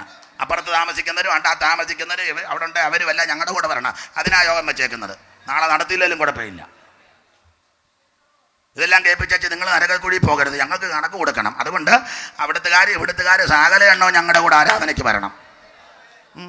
നമ്മൾ ഈ സോപ്പിട്ടുള്ള സോപ്പല്ല അങ്ങ് നിർത്തണം. നിങ്ങൾ ഞങ്ങളുടെ കൂടെ വരാനൊന്നുമല്ല, പിന്നെ വരാൻ വേണ്ടിയാ യോഗം വെച്ചേക്കുന്നത്. അതുപോലെ സോണിച്ചൻ അവധി എടുത്ത ചിത്രം കാശ് മുടക്കി എന്നെയും കൂടെ വിളിച്ചാൽ ഇങ്ങനെ ഇതെല്ലാം കൂടെ ഇടപാടുണ്ടാക്കി നടത്തി തന്നെ അവർ വരാനില്ലേ? സത്യം പറയണം. അവർ വരാൻ വേണ്ടിയാ. ഉഴപ്പെല്ലാം നിർത്തണമെന്നായി പറഞ്ഞത്. പൗലോസ് പറഞ്ഞ തത്വത്തിലാണ് ഞാനും. ഈ ചങ്ങല ഒഴികെ മുഴുവൻ ആൾക്കാരും യേശുക്രിസ്തുവിൽ കൂടി അല്ലാതെ രക്ഷയില്ല. യേശുക്രിസ്തുവിൽ കൂടി അല്ലാതെ മോക്ഷമില്ല. യേശുക്രിസ്തുവിൽ കൂടി അല്ലാതെ രക്ഷപ്പെടത്തില്ല. രക്ഷിക്കപ്പെടാൻ ഒറ്റ മാർഗം, ഒറ്റ വഴി, ഒറ്റ വാതിൽ, യേശുക്രിസ്തു മാത്രം. മറ്റൊരുത്തനും രക്ഷയില്ല. ഭൗതിക വസ്തു കൊടുത്ത് ദൈവത്തെ ചാക്കിലാക്കാൻ നോക്കരുത്. ദൈവത്തിന് ഭൗതികമൊന്നും വേണ്ട. ദൈവത്തിന് വെട്ടമൊന്നും കൊണ്ട് കാണിക്കേണ്ട. ദൈവം വിളിച്ചവാന്നല്ലോ. നമ്മുടെ വെട്ടത്തിലൊന്നും ഒതുങ്ങുന്ന ആളല്ല ദൈവം. കൊള്ളാം എൻ്റെ പൊന്നെ. ഒരു കൊള്ളിയാൻ മിന്നുമ്പോൾ കടുരാട്ടുകുന്ന് മുഴുവൻ കാണാം. എന്നാലാ നമ്മൾ ഇമ്മണി വെളിച്ചമാട്ടിയല്ലെന്നത്. ഇതുപോലെ പോഷത്വം. ദൈവത്തിന് വെട്ടമൊന്നും വേണ്ട, ദൈവം വെളിച്ചവാ. ദൈവത്തിന് ഭൂമിയൊന്നും കൊടുക്കണ്ട. ചെല്ലി പറയുന്നുണ്ട്, സഭയ്ക്ക് 10 സെന്റ് കൊടുത്തു. അച്ചായൻ. ഏതച്ചായൻ? അച്ചായൻ. ഏതാ? ശീലാന്തിയിലിരിക്കുന്ന അച്ചായൻ. സഭയ്ക്ക് സ്ഥലം കൊടുത്തേച്ച് താഴെ ഇരിക്കല്ലേ ശീലാന്തി. പിന്നെ അവിടെ ഇരുന്നുകൊണ്ടാണ് കൺട്രോൾ മുഴുവൻ. എടാ പോഷ, ഈ ഭൂമിയും അതിൻ്റെ പൂർണ്ണതയും ഭൂതലവും അതിൻ്റെ നിവാസികളെ യഹോവയ്ക്കുള്ളതാണ്. ദൈവത്തിന് ആരും വസ്തു കൊടുക്കേണ്ട. ദൈവത്തിൻ്റെ വസ്തു നമ്മൾ എടുത്തേച്ച് പിന്നെ കളിപ്പിക്കുന്നേ ഉള്ളൂ. ഇതെല്ലാം ദൈവത്തിൻ്റെ അല്ലേ? ദൈവത്തിന് ഭൗതിക വസ്തു ഒന്നും കൊടുക്കണ്ട. 2 കോഴി ദൈവത്തിന്. എന്തിനാ? ദൈവത്തിന് കോഴി ആട് ഒന്നും വേണ്ട. കാട്ടിലെ 1000 മൃഗങ്ങൾ ദൈവത്തിൻ്റെതാ. അയ്യോ, അടിയിൽ കൂടെ തൈല നദി ഒഴുക്കുക. തൈല നദി ഇപ്പോഴും എടുത്തുകൊണ്ടിരിക്കുക. എണ്ണ തീരുന്നില്ല. അയ്യോ വേണ്ട. അന്നേരം നമ്മളിച്ചരാ. ദൈവത്തിന് അതൊന്നും വേണ്ട. ദൈവത്തിന് ആവശ്യം നിന്നെയാ. നിന്റെ ഹൃദയത്തിലേക്ക് വരാനാ യേശു ഇഷ്ടപ്പെടുന്നത്. ഇന്ന് രാത്രി യേശുവിനെ ഉള്ളത്തിലേക്കെടുക്കണം. Price the Lord. അതെ, അപ്പോൾ രക്ഷിക്കപ്പെട്ടവരുടെ കൂട്ടമാണ് ദൈവസഭ. അതുകൊണ്ട് ഇന്ന് രാത്രി ആ സഭയ്ക്കാണ് ഇവിടെ മരുഭൂമി എന്നൊരു പരാമർശം. അതുകൊണ്ട് ഇന്ന് രാത്രി അല്പസമയത്തെ ചിന്താവിഷയം മരുഭൂമിയിൽ എന്തൊക്കെ ഉണ്ടെന്നുള്ളതാണ്. ഞാൻ പറയാറുണ്ട്, ഈ മരുഭൂമിയിൽ എന്തൊക്കെ ഉണ്ടെന്ന് അറിഞ്ഞിട്ട് ഈ മരുഭൂമിയിൽ കൂടി യാത്ര ചെയ്താൽ ഈ യാത്ര അനുഗ്രഹത്തിൻ്റെ യാത്രയാണ്, സന്തോഷത്തിൻ്റെ യാത്രയാണ്. ഒന്നും അറിയാൻ മേലാതെ നമ്മൾ യാത്ര ചെയ്യും. വല്ലതും എന്തെങ്കിലും സംഭവിച്ചാൽ തകർന്നു പോകും. പണ്ടൊരു യോഗത്തിനെ ശുശ്രൂഷിച്ചിരിക്കുമ്പോൾ 2 പിതാക്കന്മാർ സംസാരിക്കുക. പ്രായമുള്ള പിതാക്കന്മാരാ. ഒരു പിതാവ് പഴയ വിശ്വാസിയും മറ്റേ പിതാവ് പുതിയ വിശ്വാസി. അപ്പോൾ ഈ പഴയ വിശ്വാസിയോട് പുതിയ വിശ്വാസി ചോദിക്കുക, ചാക്കോച്ച പെന്തിക്കോസി വന്നപ്പോഴാണ് ഇതുകൊണ്ടെന്നറിയുന്നത്. എന്നതാണെന്ന് എനിക്കറിയാമല്ലോ, എന്തോ പ്രശ്നമാണ്. അപ്പോൾ ഈ പഴയ വിശ്വാസി അല്പനേരത്തെ മൗനത്തിന് ശേഷം ഈ പുതിയ വിശ്വാസിയോട് പറഞ്ഞു, കീവറിച്ച ഇതെല്ലാം ഉണ്ടെന്നറിഞ്ഞുകൊണ്ടാണ് ഞാൻ ഇതിനകത്ത് നിൽക്കുന്നത്. അപ്പം ഈ പുതിയ ആൾക്ക് എന്തൊക്കെ ഉണ്ടെന്ന് അറിയത്തില്ല. പുള്ളിയോടത്ത് എപ്പോഴും ഇങ്ങനെ പാട്ടും പ്രാർത്ഥനയും ആരാധനയും തന്നെയാണ് ആ പുതിയ ആൾ ധരിച്ചത്. എന്നാൽ പിന്നീടാണ് മനസ്സിലായത് എല്ലാവരും വന്ന് എപ്പോഴും പ്രാർത്ഥനയും പാട്ടും വന്നുമല്ലേ, ഇതിനകത്ത് പ്രാർത്ഥന കഴിഞ്ഞ് വെച്ച് പാര വെക്കുന്ന പുള്ളിക്കാരുണ്ട്. അപ്പം അതുകൊണ്ടാണ് പുതിയ വിശ്വാസി എപ്പോഴും പാട്ടും പ്രാർത്ഥനയാണ് ധരിച്ചത്. അപ്പം പഴയ വിശ്വാസിക്ക് അറിയാം പാരയുണ്ടെന്ന് ഇതിനകത്ത്. അതുകൊണ്ടാണ് പുള്ളി പറഞ്ഞിട്ട് വിവരിച്ച ഇതെല്ലാം ഉണ്ടെന്ന് അറിഞ്ഞുകൊണ്ടാണ് ഞാൻ അതിനകത്ത് എന്ന് പറഞ്ഞാൽ ഈ അറിയാൻ പാടില്ലാഞ്ഞ വ്യക്തി പ്രശ്നം വന്നപ്പോൾ ആകെ തകർന്നു. എന്നാൽ എന്തൊക്കെ ഉണ്ടെന്ന് അറിയാമായിരുന്ന വ്യക്തി പ്രശ്നം വന്നപ്പോൾ ക്ഷീണിച്ചില്ല. അതുകൊണ്ട് ഇന്ന് രാത്രി മരുഭൂമിയിൽ എന്തൊക്കെ ഉണ്ടെന്ന് അറിഞ്ഞിട്ട് യാത്ര ചെയ്താൽ ഈ യാത്ര അനുഗ്രഹത്തിൻ്റെ യാത്രയാണ്, ഇത് ആനന്ദത്തിൻ്റെ യാത്രയാണ്. മരുഭൂമി എന്ന് പറഞ്ഞാൽ ദൈവത്തിൻ്റെ സഭ. സഭ ഏതാണ്ട് മനസ്സിലായല്ലോ, രക്ഷിക്കപ്പെട്ടവരുടെ കൂട്ടം. കാലാകാലങ്ങളിൽ ജാതിയിൽ നിന്നും ഗോത്രത്തിൽ നിന്നും ഭാഷയിൽ നിന്നും വംശത്തിൽ നിന്നും പല ഇടങ്ങളിൽ നിന്ന് അവൻ വിളിച്ച് വേർതിരിക്കപ്പെട്ടവരുടെ കൂട്ടം. ഈ ഒരേ ഗ്രൂപ്പ് പോകുന്നത് സഭയല്ല, സംഘടനയാണ്. കറുത്തതെല്ലാം കൂടെ ഒരു സഭ, അത് സഭയല്ല, സംഘടനയാണ്. വെളുത്തതെല്ലാം കൂടെ ഇപ്പം അങ്ങനെയൊക്കെ ഉണ്ടല്ലോ, സിറിയൻ, കനാനായ, ഓർത്തഡോക്സ്, അങ്ങനെയൊക്കെ ആണെന്നില്ല ഇപ്പോൾ പേര്. സിറിയൻ പെന്തിക്കോസ്, കനാന പെന്തിക്കോസ്, ഏറമർ പെന്തിക്കോസ്. അതൊന്നും സഭയല്ല, കുറേ ആൾക്കാരെല്ലാം കൂടെ കൂടിയിരിക്കുന്നതേ ഉള്ളൂ. സഭയെന്ന് പറഞ്ഞാൽ എല്ലാത്തിൽ നിന്നും ഉള്ളവരാ സഭ. മനസ്സിലാകുന്നുണ്ടോ? മനസ്സിലാകുകയായിരുന്നേ ഗുണമായാനും. സാക്ഷാൽ സഭ രക്ഷിക്കപ്പെട്ടവരുടെ കൂട്ടം, അല്ലാത്തതെല്ലാം സംഘടനയാണ്. കുറേ ആൾക്കാർ ഒരു ഗോൾ വെക്കപ്പെടുന്നത് അവിടെ ഇരിക്കുന്നതല്ലാതെ അതൊന്നും സഭയായിട്ട് ദൈവം കൂട്ടിയിട്ടില്ല. ദൈവം കൂട്ടിയത് രക്ഷിക്കപ്പെട്ടവരുടെ കൂട്ടം. യേശു ക്രിസ്തുവിനെ രക്ഷിതാവായി സ്വീകരിച്ച് പാപങ്ങൾ ഏറ്റുപറഞ്ഞ് ഉപേക്ഷിച്ച് അവൻ ക്രിസ്തുവിനെ ഉള്ളത്തിലേറ്റെടുത്ത് വിശുദ്ധ ജീവിതം നയിക്കുന്നവരുടെ കൂട്ടം, അതാ സഭ. അപ്പം അതുകൊണ്ട് ഇന്ന് രാത്രിയിലെ ചിന്താവിഷയം മരുഭൂമിയിൽ എന്തുണ്ടെന്നുള്ളതാ. ഞാൻ വാക്യങ്ങൾ ആദ്യം പറയാം, നിങ്ങൾ എടുത്തു വെച്ചേച്ച് പിന്നെ ക്രമത്തിൽ വായിക്കണം. അപ്പം പിന്നെ എളുപ്പമുണ്ടല്ലോ വായിക്കാൻ. മരുഭൂമിയിൽ എന്തൊക്കെയുണ്ട്, അതാണ് നമ്മുടെ വിഷയം. ഉൽപ്പത്തി പുസ്തകം 21 അധ്യായത്തിൻ്റെ 14 വാക്യവും അതിൻ്റെ 19 വായിക്കണം. ഒരാൾ പുറപ്പാട് 3:1, 2, ഒരാൾ 3:18 എടുക്കണം. ഒരാൾ പുറപ്പാട് 5:1 വായിക്കണം. ഒരാൾ പുറപ്പാട് 15 22 മുതൽ 27 വരെ എടുത്ത് വെക്കണം. ഒരാൾ മത്തായി 4:1, 3:1, മർക്കോസ് 4:1, 2. ഒരാൾ 29 സങ്കീർത്തനം 8-9. ബാക്കി വാക്യം സമയമുണ്ടെങ്കിൽ ഞാൻ പിന്നെ പറയാം.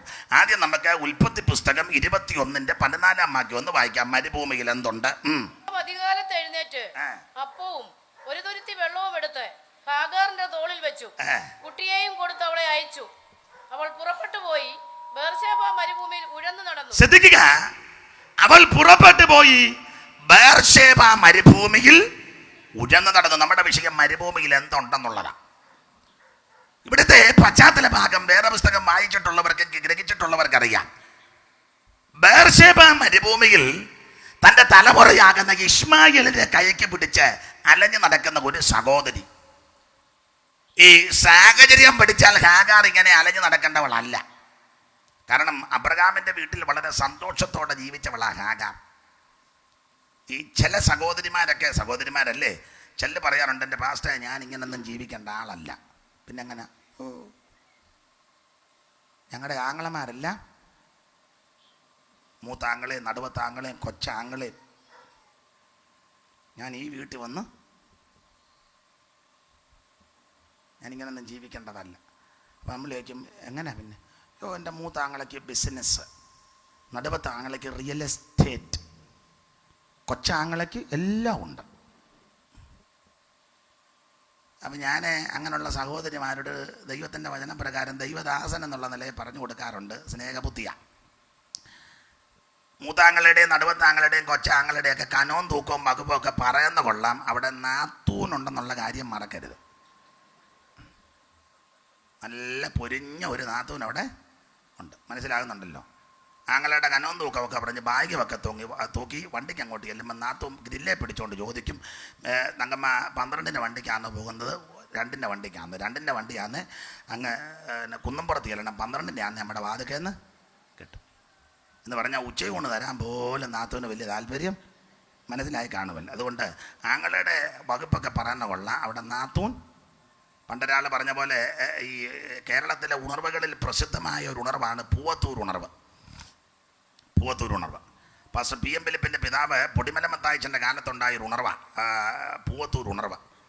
അപ്പം അന്ന് വിശേഷമായ പ്രസംഗത്തിന് വന്നതിൽ ഒരാളാണ് തങ്കയ്യാച്ചൻ. അതായത് PAV സാം സാറിൻ്റെ പിതാവ് ART അതിശയം തങ്കയ്യാച്ചൻ. അപ്പോൾ അദ്ദേഹത്തിൻ്റെ കാലത്തൊക്കെ ഉണർവുണ്ടായി. ഉണർവ് ചരിത്രം പഴമക്കാർ പറഞ്ഞുള്ള അറിവാണ്. ഈ ഉണർവ് അങ്ങോട്ടുണ്ടായപ്പോൾ ഓരോരുത്തർ പാപങ്ങളേറ്റ് പറയാൻ തുടങ്ങി. ഇന്നത്തെ രീതിയല്ലല്ലോ, അന്നത്തെ പാപങ്ങൾ പല രീതികളാണ്. അതിലെ ഏറ്റ് പറയാൻ തുടങ്ങി ഉണർവുണ്ടായപ്പോൾ. ഒരുത്തൻ പറഞ്ഞ് ഞാൻ തെക്കേത്തുണ്ടിയിലെ ഏത്തക്കൊല മോട്ടിച്ചത് ഞാനാന്ന് എന്ന് പുള്ളി എഴുന്നേറ്റ് എന്ന് പറഞ്ഞു. ഇതൊന്നും ആരും പറഞ്ഞ് പറയിപ്പിക്കല്ല, തന്നെ പറയാം. അപ്പം വേറെ താളം പറഞ്ഞു ചക്കാലയിലെ കന്നാലിയെ മോട്ടിച്ചുകൊണ്ട് പോയത് ഞാനാന്നേ. ഓരോരുത്തർ എഴുന്നേറ്റ് പറയാം. അപ്പം വേറൊരുത്തൻ പറഞ്ഞു പരുവപ്പറമ്പിലെ കപ്പ 10 എണ്ണം മോട്ടിച്ചത് മൂടോടെ പിടിതുകൊണ്ട് പോയത് ഞാനും എൻ്റെ വെമ്പിളയും കൂടെ ആന്നേ രാത്രി എന്നൊക്കെ പറഞ്ഞ് എഴുന്നേറ്റ് അങ്ങ് ഉണർവുണ്ടായപ്പോൾ പാപമേറ്റ് പറയാം. ഉണർവുണ്ടായി. അപ്പോൾ ഉണർവുണ്ടാകാത്ത 1-2 പേര് പുറകിലുണ്ടായിരുന്നു. അതെല്ലാ യോഗത്തിനും എല്ലായിടത്തും ഉണ്ട്, ഇവിടെയും കാണും. എത്ര വന്നാലും ഉണർവുണ്ടാകുകയല്ല. അപ്പോൾ അവർ പുറകിൽ 2-3 കക്ഷികളിരിപ്പുണ്ട്. അപ്പോൾ ഈ ഓരോരുത്തർ എഴുന്നേറ്റ് ഇങ്ങനെ പാപം ഏറ്റു പറഞ്ഞപ്പം പുറകെ ഇരുന്ന ഒരാൾ എഴുന്നേറ്റ് പറഞ്ഞെന്നാണ് പറഞ്ഞത്, ഉണർവും കയ്യടിയും പാട്ടും പ്രാർത്ഥനയും കൊള്ളാം, കോയിപ്പുറത്ത് പോലീസ് സ്റ്റേഷൻ ഉണ്ടെന്നുള്ള കാര്യം കൂടെ ഓർത്തോണം. കാരണം തെളിയാതെ കിടക്കുന്ന കേസാണ് ഇപ്പോൾ തെളിഞ്ഞുകൊണ്ടിരിക്കുന്നത്. സഹസ്രകോടി പോലീസ് പരിശ്രമിച്ചിട്ടൊന്നും തെളിയാത്ത കേസാണ് ഉണർവ് യോഗത്തിൽ തെളിഞ്ഞത്. നമുക്ക് നമ്മുടെ വിഷയമല്ലെങ്കിൽ ആ പ്രയോഗമാണ്. അതുകൊണ്ട് ആങ്ങളയുടെ കനവും തൂക്കവും വകുപ്പും ഒക്കെ പറയുന്ന കൊള്ളാം, നാത്തൂനുണ്ടെന്നുള്ള കാര്യവും കൂടെ അത്ര അറിഞ്ഞാൽ മതി. അതുകൊണ്ട് സഹോദരിമാരോട് പറയാറുണ്ട്, ചെന്ന് കയറുന്ന വീടാണ് നിങ്ങളുടെ വീട്. ചിലപ്പം ഒരു ചെറ്റപ്പുരയിലായിരിക്കും കൊണ്ടുപോകുന്നത്. മതി, നിരാശപ്പെടരുത്. ദൈവത്തിൻ്റെ പദ്ധതി അതായിരിക്കാം. നീ അവിടെ മുട്ടുമടക്കി പ്രാർത്ഥിക്കണം. ദൈവം നിൻ്റെ സ്ഥിതിക്ക് മാറ്റം വരുത്തും. അല്ലാതെ കൂടെ ആങ്ങളയുടെ വീട്ടിലോട്ട് പോകരുത്. മനസ്സിലായി? എന്നാ മനസ്സിലാക്കാൻ ചെയ്യുന്ന അനുഭവിക്കുന്ന കാര്യം. അപ്പൊ ശ്രദ്ധിക്കുക, ഈ സാഹചര്യം ഞാൻ നോക്കിയാൽ ഹാഗാർ ഇങ്ങനെ അലഞ്ഞു നടക്കേണ്ടവളല്ല. അബ്രഹാമിന്റെ വീട്ടിൽ സന്തോഷത്തോടെ ജീവിച്ചു. എന്നാൽ അബ്രഹാം ദൈവത്തിൽ വിശ്വസിച്ചു, നീതിയായി കണക്കിട്ടു. സാറയ്ക്ക് അത്ര വിശ്വാസം വരാഞ്ഞത് കൊണ്ട് സഹിഷ്ണുതയില്ലാതായി പോയി. ഒരു കുട്ടിയെ കിട്ടാനുള്ള ആർത്തി കൊണ്ട് തൻ്റെ ദാസിയാകുന്ന ഹാഗറിനെ അബ്രഹാമിൻ്റെ അടുക്കൽ വിട്ടു. തന്നിമിത്തം അബ്രഹാമിന് മിസ്രൈമിയ ദാസിയാകുന്ന ഹാഗറിക്ക് ഒരു തലമുറയുണ്ടായി. ഈ തലമുറ ഉണ്ടായി കഴിഞ്ഞപ്പോൾ അബ്രഹാം ആ കാലയളവിൽ എല്ലാവരെക്കാളും ഉപരി ഹാഗാറിനെ സ്നേഹിച്ചെന്ന് വരാം, വിവരിക്കുന്നില്ല. എല്ലാവരുടെയും സ്നേഹപാത്രമായി സ്നേഹഭാജനമായി ഹാഗാർ അവിടെ ജീവിച്ചു.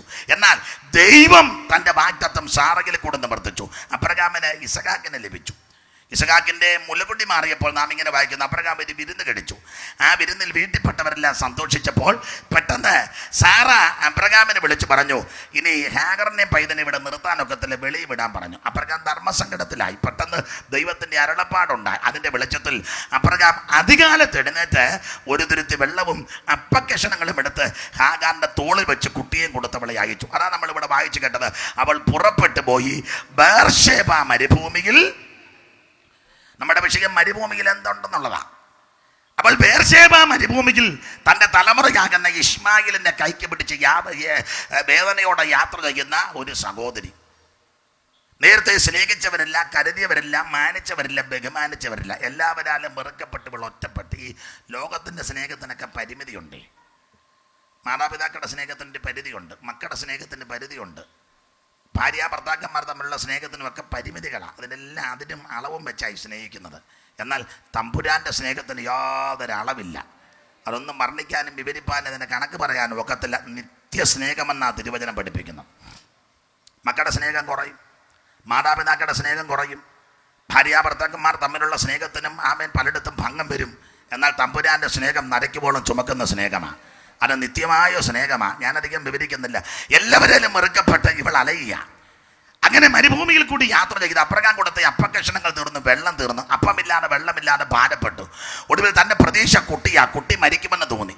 നാം ഇങ്ങനെ അവിടെ വായിക്കുന്നു, കുട്ടി മരിക്കുമെന്ന് ഉറപ്പായപ്പോൾ കുട്ടിയുടെ മരണം കാണുവാൻ കഴിവില്ലാത്തവളായി കുട്ടിയെ ഒരു കുറുങ്കാട്ടിൽ മാറ്റിക്കിട്ട് മാറി മരുഭൂമിയിൽ ഹാഗാർ ദൈവത്തോട് നിലവിളിച്ചു. ഇങ്ങനെ ചിന്തിക്കുക, മരുഭൂമിയിൽ കരയുന്ന ഒരു പെറ്റതല്ല, അല്ലെങ്കിൽ മരുഭൂമിയിൽ കരയുന്ന ഒരു സഹോദരി.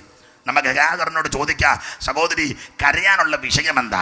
ആ പ്രിയപ്പെട്ടവൾ വേണേ ഇങ്ങനെ പറയും, ഞാൻ ഈ മരുഭൂമിയിൽ നിലവിളിക്കാനുള്ള വിഷയം ഭർത്താവില്ലാത്തതോ ഭവനമില്ലാത്തതോ സമ്പത്തില്ലാത്തതല്ല. എൻ്റെ ഇപ്പോഴത്തെ വിഷയം എൻ്റെ തലമുറകളുടെ വിടുതല. ഇന്ന് രാത്രി ഈ തലമുറയ്ക്ക് വേണ്ടി ഞരങ്ങുന്ന, പ്രാർത്ഥിക്കുന്ന, ഭാരപ്പെടുന്ന ആരെങ്കിലും ഈ പന്തലിലോ വീട്ടിലോ എന്നെ ശ്രദ്ധിക്കുന്നെങ്കിൽ, ദൂരെ ഇരുന്നോ ശ്രദ്ധിക്കുന്നെങ്കിൽ, നിങ്ങളോടുള്ള ദൈവിക സന്ദേശം ഈ തലമുറയെ ദൈവം തന്നതാണെങ്കിൽ അതിനെ മാനിക്കുവാൻ ദൈവം വിശ്വസ്തൻ. വിശുദ്ധ ബൈബിൾ നമ്മെ പഠിപ്പിക്കുന്നത് മക്കൾ യഹോവ തരുന്ന അവകാശവും ഉദരബലം ദൈവം തരുന്ന പ്രതിഫലമാണ്. അങ്ങനെയെങ്കിൽ മക്കളെ ദൈവമാണോ തന്നത്? ആ തലമുറകളെ ആദരിക്കുവാൻ, ഉയർത്തുവാൻ, മാനിക്കുവാൻ ദൈവം വിശ്വസ്തൻ. നമ്മുടെ വിഷയം മരുഭൂമിയിൽ എന്തുണ്ടെന്നുള്ളതാണ്. അതുകൊണ്ട് അതിന്റെ 19-ാം വാക്യം വായിക്കാം. മരുഭൂമിയിൽ എന്തുണ്ട്? 19-ാം വാക്യം. ദൈവം അവളുടെ കണ്ണു തുറന്നു. ദൈവം അവളുടെ കണ്ണു തുറന്നു. അവൾ ഒരു നീരുറവ കണ്ട് ചെന്ന് തുരുത്തിയിൽ വെള്ളം നിറച്ച് ബാലനെ കുടിപ്പിച്ചു. ഇന്ന് രാത്രി എന്നെ കേൾക്കുന്ന പ്രിയപ്പെട്ടവരെ ഒരു കാര്യം പറയട്ടെ. മരുഭൂമിയിൽ എന്തുണ്ട് എന്ന് ചോദിച്ചാൽ ഒറ്റ വാക്കിൽ മറുപടി പറയാ.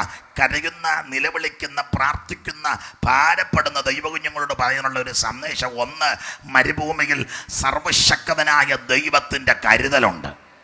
ഈ മരുഭൂമിയിലെ ആരാധനയ്ക്ക് സമുദായങ്ങളും സംഘടനകളും ആചാരങ്ങളും അനുഷ്ഠാനങ്ങളും കീഴ്വഴക്കങ്ങളും മാമൂലും പിന്തുടർച്ചകളും വിട്ട് സത്യദൈവത്തെ സേവിക്കുവാൻ, ഭജിക്കുവാൻ, ആരാധിക്കുവാൻ വേർപെട്ട് ഒറ്റയ്ക്കോ കൂട്ടമായിട്ടോ കുടുംബമായിട്ടോ ഇറങ്ങിത്തിരിച്ചെങ്കിൽ പതറിപ്പോകരുത്. ഈ മരുഭൂമിയിൽ ദൈവത്തിൻ്റെ കരുതലുണ്ട്. നിനക്ക് വേണ്ടി കരുതുവാൻ, നിന്റെ കുടുംബത്തിന് വേണ്ടി കരുതുവാൻ, തലമുറയ്ക്ക് വേണ്ടി കരുതുവാൻ, നിന്റെ ഭാവിക്ക് വേണ്ടി കരുതുവാൻ സർവശക്തനായ ദൈവത്തിൻ്റെ കരുതലുണ്ട്. സകലതും കരുതി ഒരുക്കി വെച്ചേച്ചാ ദൈവം നമ്മെ വിളിച്ചിറക്കിയത്.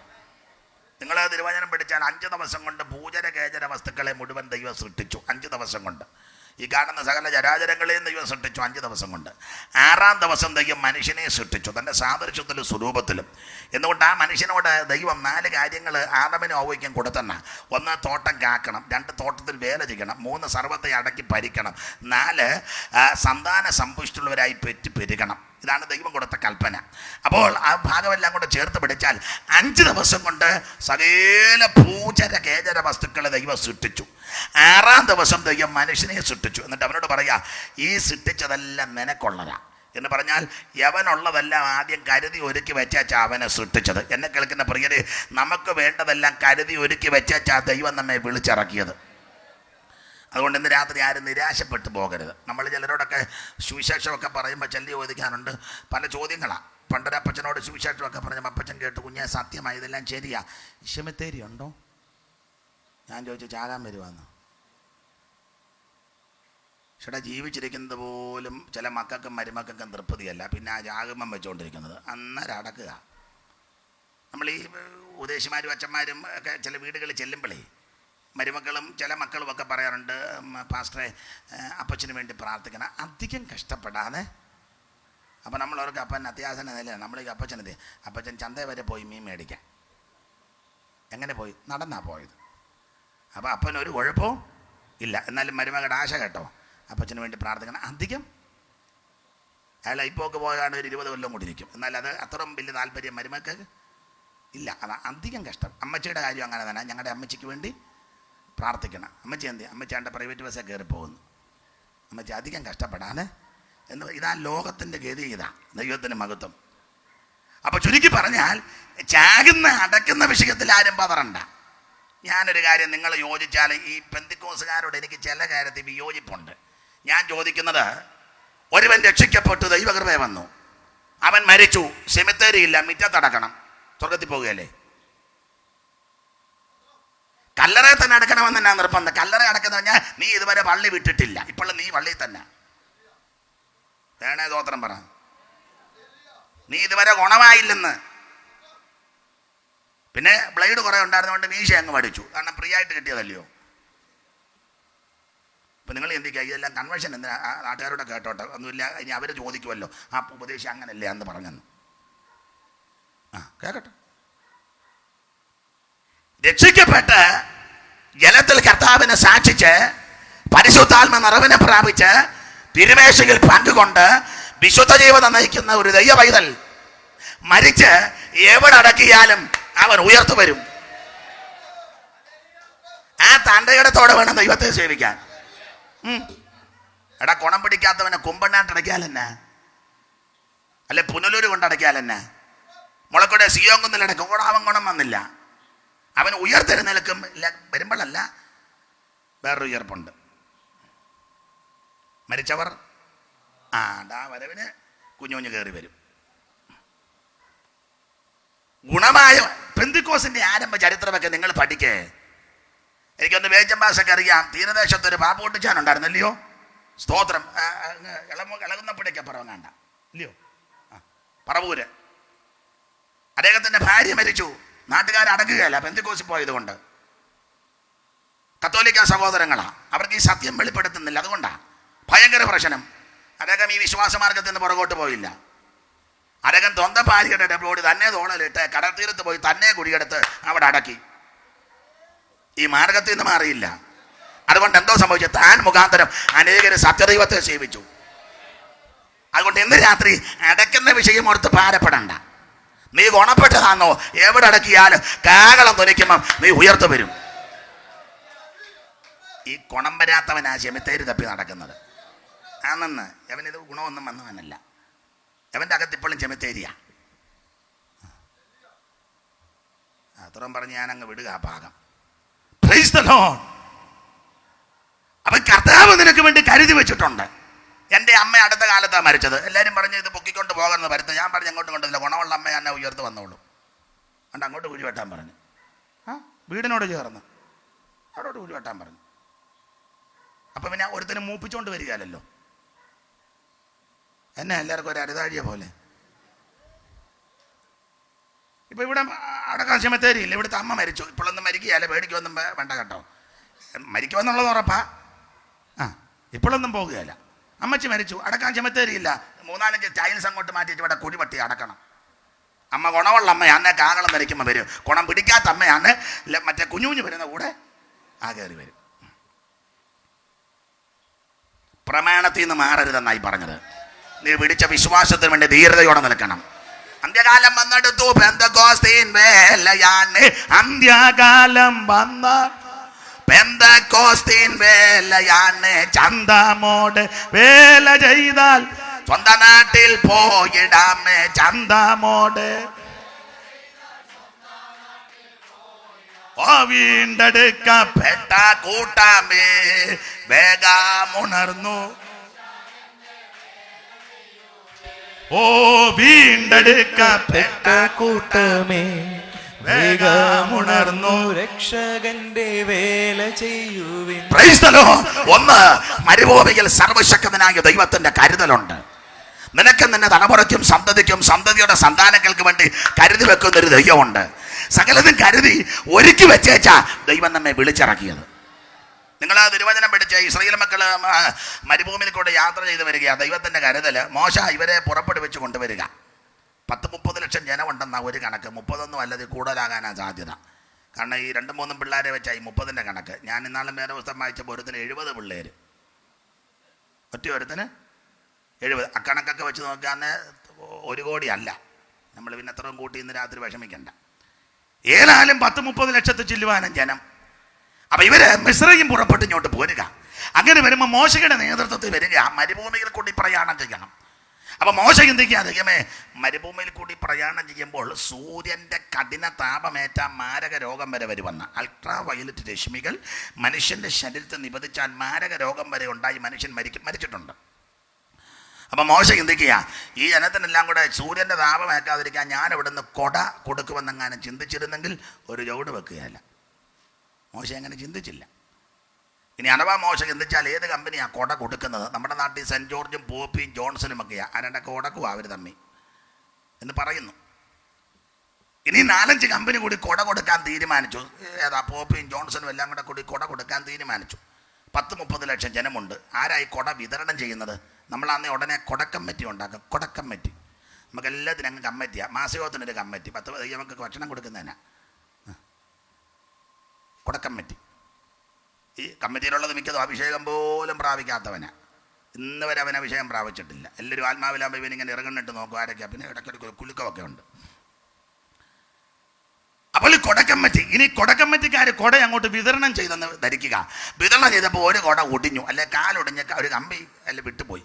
അത് നമ്മുടെ ഒരു സഹോദരിക്കും കിട്ടിയെന്ന് ധരിക്കുക.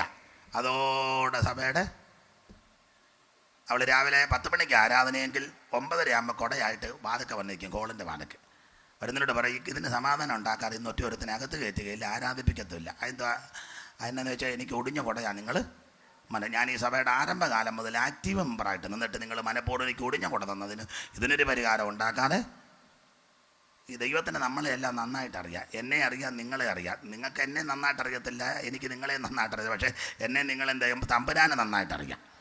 അതുകൊണ്ട് തമ്പുരാൻ പറഞ്ഞ ഒരു കാര്യം ചെയ്യേ, ഇവിടെ കൊടക്കമ്മറ്റിയും വേണ്ട, ഒടക്കും വേണ്ട, ബഹളവും വേണ്ട, എല്ലാവർക്കും കൂടെ ഞാൻ ഒരു കൊട തരാം. ദൈവത്തിൻ്റെ കരുതലാണ്. ഈ 10-30 ലക്ഷം ജനത്തിന് ചൂടടിക്കാതിരിക്കാൻ ഒരു കൊട, അത് മറ്റൊന്നുമല്ല, മേഘത്തിൻ്റെ കൊട, അത് ഞാൻ തരാം. പിന്നെ ഒരു കാര്യം, ഞാൻ കൊട പിടിച്ചോളാം, നിങ്ങൾ ആരും പിടിക്കണ്ട. കാരണം നിങ്ങളെ എനിക്ക് വലിയ വിശ്വാസമൊന്നും ഇല്ല. നമ്മളെ ഒന്നും ദൈവത്തിന് വലിയ നമ്മളെ വിശ്വാസം ഉണ്ടെന്ന് പറഞ്ഞാൽ നമ്മളിരിക്കുന്ന കർത്താവ് നിനക്ക് എന്നെ അറിയത്തില്ലയോ? അതിന് നന്നായിട്ട് അറിയാം. നമ്മളെ അങ്ങനെ വലിയ വിശ്വാസമൊന്നും ദൈവത്തിനില്ല. അതുകൊണ്ട് തമ്പുരാൻ പറഞ്ഞു, നിങ്ങളാരും കൊട പിടിക്കണ്ട, ഞാൻ കൊട പിടിക്കാം, നിങ്ങളല്ല ഇതിൻ്റെ കീഴെ നിന്നാൽ മതി. അതല്ലയോ 91-ാം സങ്കീർത്തനം, അത്യുന്നതൻ്റെ മറവിൽ വസിക്കുകയും സർവശക്തൻ്റെ നിഴലും കീഴിൽ പാർക്കുകയും ചെയ്യുന്നവൻ. ദൈവം തമ്പുരാൻ പിടിക്കുന്ന കൊടയുടെ കീഴെ നീ നിന്നാൽ നിനക്കൊരു ദോഷവും വരികയല്ല, ഒരനർത്ഥവും നിനക്ക് ഭവിക്കത്തില്ല, ഒരു ബാധകം നിന്റെ കൂടാരത്തെടുക്കത്തില്ല. പകൽ സൂര്യനെങ്കിലും രാത്രി ചന്ദ്രനെങ്കിലും നിന്നെ ബാധിക്കത്തില്ല. യഹോവ ഒരു ദോഷവും തെറ്റാതെ വേണം നിന്നെ പരിപാലിക്കും. അവൻ നിന്റെ പ്രാണനെ പരിപാലിക്കും. ദൈവം തമ്പുരാൻ പിടിക്കുന്ന മേഘത്തിൻ്റെ കൊടയുടെ കീഴെ നിൽക്കണം. തമ്പുരാൻ പറഞ്ഞ് നിങ്ങളാരും പിടിക്കണം, നമ്മൾ പിടിച്ചാൽ നമുക്ക് ഇഷ്ടമുള്ളവരെ കയറ്റും, അല്ലാത്തവരെ ഞാനങ്ങ് പൊതുവെ പറയാം. ലോകമൊക്കെ കേൾക്കുന്നുണ്ടായിരിക്കും, കേൾക്കാം. അതുകൊണ്ടാണ് അങ്ങ് പൊതുവെ പറഞ്ഞത്. IPC-കാരുടെ ആ കൊട കൊടുക്കുന്ന പറയും കുമ്പനാട്ട് പിടിക്കും. ആദ്യം ഞങ്ങൾ സ്റ്റേറ്റ് ജനറൽ കൗൺസിലെ സ്റ്റേറ്റ്, പിന്നെ അതിനോട് ബന്ധപ്പെട്ടവരൊക്കെ കൊട കയറും. പിന്നെ നോക്കട്ടെ ആൾക്കാരെ കയറ്റാവുന്ന കുമ്പനാട്ടെ കൊട പിടിക്കൂ. IPC-കാരുടെ കൊട കൊടുത്താൽ, അസംബ്ലീസ് കോഡുകാരുടെ കൊട കൊടുത്താൽ പറയും ഞങ്ങൾ പുനലൂർ പിടിക്കും, എല്ലാവരും അങ്ങോട്ട് വന്നാൽ മതി. ആദ്യം ഞങ്ങൾ പ്രെസ്ബിറ്ററിമാർ, സൂപ്രണ്ട്, അസിസ്റ്റൻ്റ്, അങ്ങനെ ചില വകുപ്പുകളുണ്ട്, അവരൊക്കെ ആദ്യം കൊടക്കകത്ത് കയറും. പിന്നെ അതിൻ്റെ അരുതാഴികളൊക്കെ കയറ്റും. അങ്ങനെയൊക്കെ ഞങ്ങൾ പിടിക്കും, പുനലൂരെ പിടിക്കും. ചർച്ചോക്കോടുകാരുടെ ആ കൊട കൊടുക്കുന്ന പറയും 2 കൊട വേണം. കാരണം വെളുത്ത ശീലയുള്ളൊരു കൊടയും കറുത്ത ശീലയുള്ള ഒരു കൊടയും. അതിനാണ് ഇലർക്ക് പിടിക്കിട്ട് കാണും. വെളുത്ത ശീലയുള്ള കൊട ഞങ്ങൾ മുളക്കുടയെ പിടിക്കും, കറുത്ത ശീലയുടെ കൊട ഞങ്ങൾ പാക്കിൽ പിടിക്കും. മനസ്സിലായി കാണുമല്ലോ. ദൈവത്തിന് നമ്മളെല്ലാം നന്നായിട്ട് അറിയാമല്ലോ. ഷാരോക്കാരുടെ കൊട കൊടുത്താൽ പറയും തിരുവല്ലായിലാണ് പിടിക്കുന്നത്, ഇടയൊന്നും അധികമില്ല, എല്ലാവരും ഒന്നും ഇങ്ങോട്ട് വരണ്ട, കൊട വേറെ എങ്ങാനും പോകാൻ പറയും. സൗകര്യം അധികം ഇല്ലാഞ്ഞിട്ടാണ്. അപ്പോൾ നിങ്ങൾ കയറ്റും, പക്ഷേ സൗകര്യം അവിടെ അധികം ഇല്ല. അങ്ങനെ ഒത്തിരി ചിങ്ങവന സൈഡിൽ ആ കൊട പിടിക്കുന്നത് പറയും ആദ്യം ഞങ്ങളുടെ ഗ്രൂപ്പുകാരുണ്ട്, വള്ളത്തെ വന്നവർ, അവരാദ്യം അങ്ങോട്ട് ആദ്യം കയറും. പിന്നെ അതിൻ്റെ ബാക്കി ആൾക്കാരെ അതിൻ്റെ പരുവത്തിന് കേട്ടും ഞാൻ പിന്നെ പറഞ്ഞോളാം. നമ്മളെല്ലാം ദൈവത്തിന് നന്നായിട്ട് അറിയാമെന്ന് ഇതൊക്കെ സഹിക്കാം. TPM-കാരുടെ കയ്യിലെങ്ങാനും കൊട കൊടുത്താൽ അപ്പോൾ നിങ്ങൾ പറയും ഞങ്ങൾ ആദ്യം കൊട പിടിക്കുന്നത്, അത് മിക്കവാറും കേരളത്തിൽ തന്നെ കൊട്ടാരക്കരെ പിടിക്കും, ഞങ്ങൾ 144,000 പേര് ആദ്യം കയറും. പിന്നെ ഇടയുണ്ടോ നിന്നെ ഒന്നും കയറ്റിയാലും പോടാന്ന് പറയും. ദൈവത്തിന് എന്നെ നിങ്ങളെ നന്നായിട്ട് അറിയാം. നമുക്ക് ഇഷ്ടമില്ലാത്തവനെ, നമുക്ക് തൃപ്തിയില്ലാത്തവനെ, നമ്മുടെ താളത്തിനതുള്ളാത്തവനെ ഇതിനകത്ത് കയറ്റുകയല്ല. പക്ഷെ തമ്പുരാൻ അങ്ങനല്ല. അതുകൊണ്ടാണ് ദൈവം പറഞ്ഞത് നിങ്ങളാരും കൊട പിടിക്കണ്ട, എനിക്ക് ഒരുത്തനെയും വിശ്വാസമില്ല, ഞാൻ ഈ കൊട പിടിക്കും. വിശ്വാസത്തോട് ഇതിൻ്റെ കീഴി വന്ന നിനക്ക് യാതൊരു ദോഷവും വരികയില്ല. ഇന്ന് രാത്രി ദേശത്തോടും കൂടപ്പെട്ടവരോടും പറയാം, ദൈവം തമ്പുരാൻ പിടിക്കുന്ന മേഘത്തിൻ്റെ കൊടയുടെ കീഴെ നിന്നാൽ നിനക്ക് യാതൊരു ദോഷവും വരികയില്ല. ഈ മരുഭൂമിയിൽ ദൈവത്തിൻ്റെ കരുതലുണ്ട്. ഞാനധികം വിസ്തരിക്കുന്നില്ല. നമ്മുടെ വിഷയം മരുഭൂമിയിൽ എന്തുണ്ട്? 1 ദൈവത്തിൻ്റെ കരുതൽ. ഇനി ആ 1-2 പോയിന്റുകൾ ഓടിച്ച് പറഞ്ഞ് നമുക്കങ്ങ് നിർത്താം.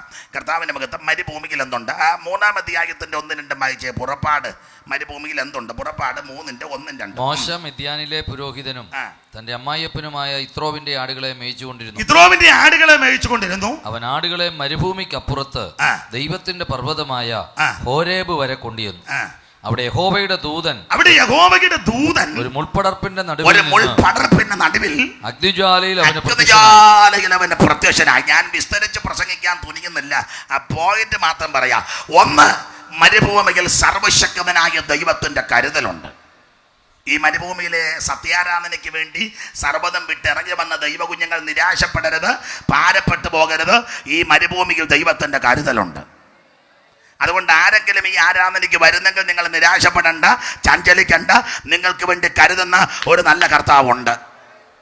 അപ്പോൾ 1 മരുഭൂമിയിൽ ദൈവത്തിൻ്റെ കരുതൽ. ഈ പശ്ചാത്തലം പുറപ്പാട് പുസ്തകം 3-ാം അധ്യായം വായിക്കുമ്പോൾ മോശ മരുഭൂമിയിൽ ഹോറേബിൽ മിദ്യാനിലെ ഇത്രോവിൻ്റെ ആടുകളെ മേയിച്ച് മരുഭൂമിയിൽ ഹോറേബിൽ ചെന്നപ്പോൾ അവിടെ യഹോവയുടെ ദൂതനവനെ പ്രത്യക്ഷനായി. അങ്ങനെയെങ്കിൽ ഒരു ചിന്ത. 2 മരുഭൂമിയിൽ ദൈവദൂതന്മാരുടെ സംരക്ഷണമുണ്ട്.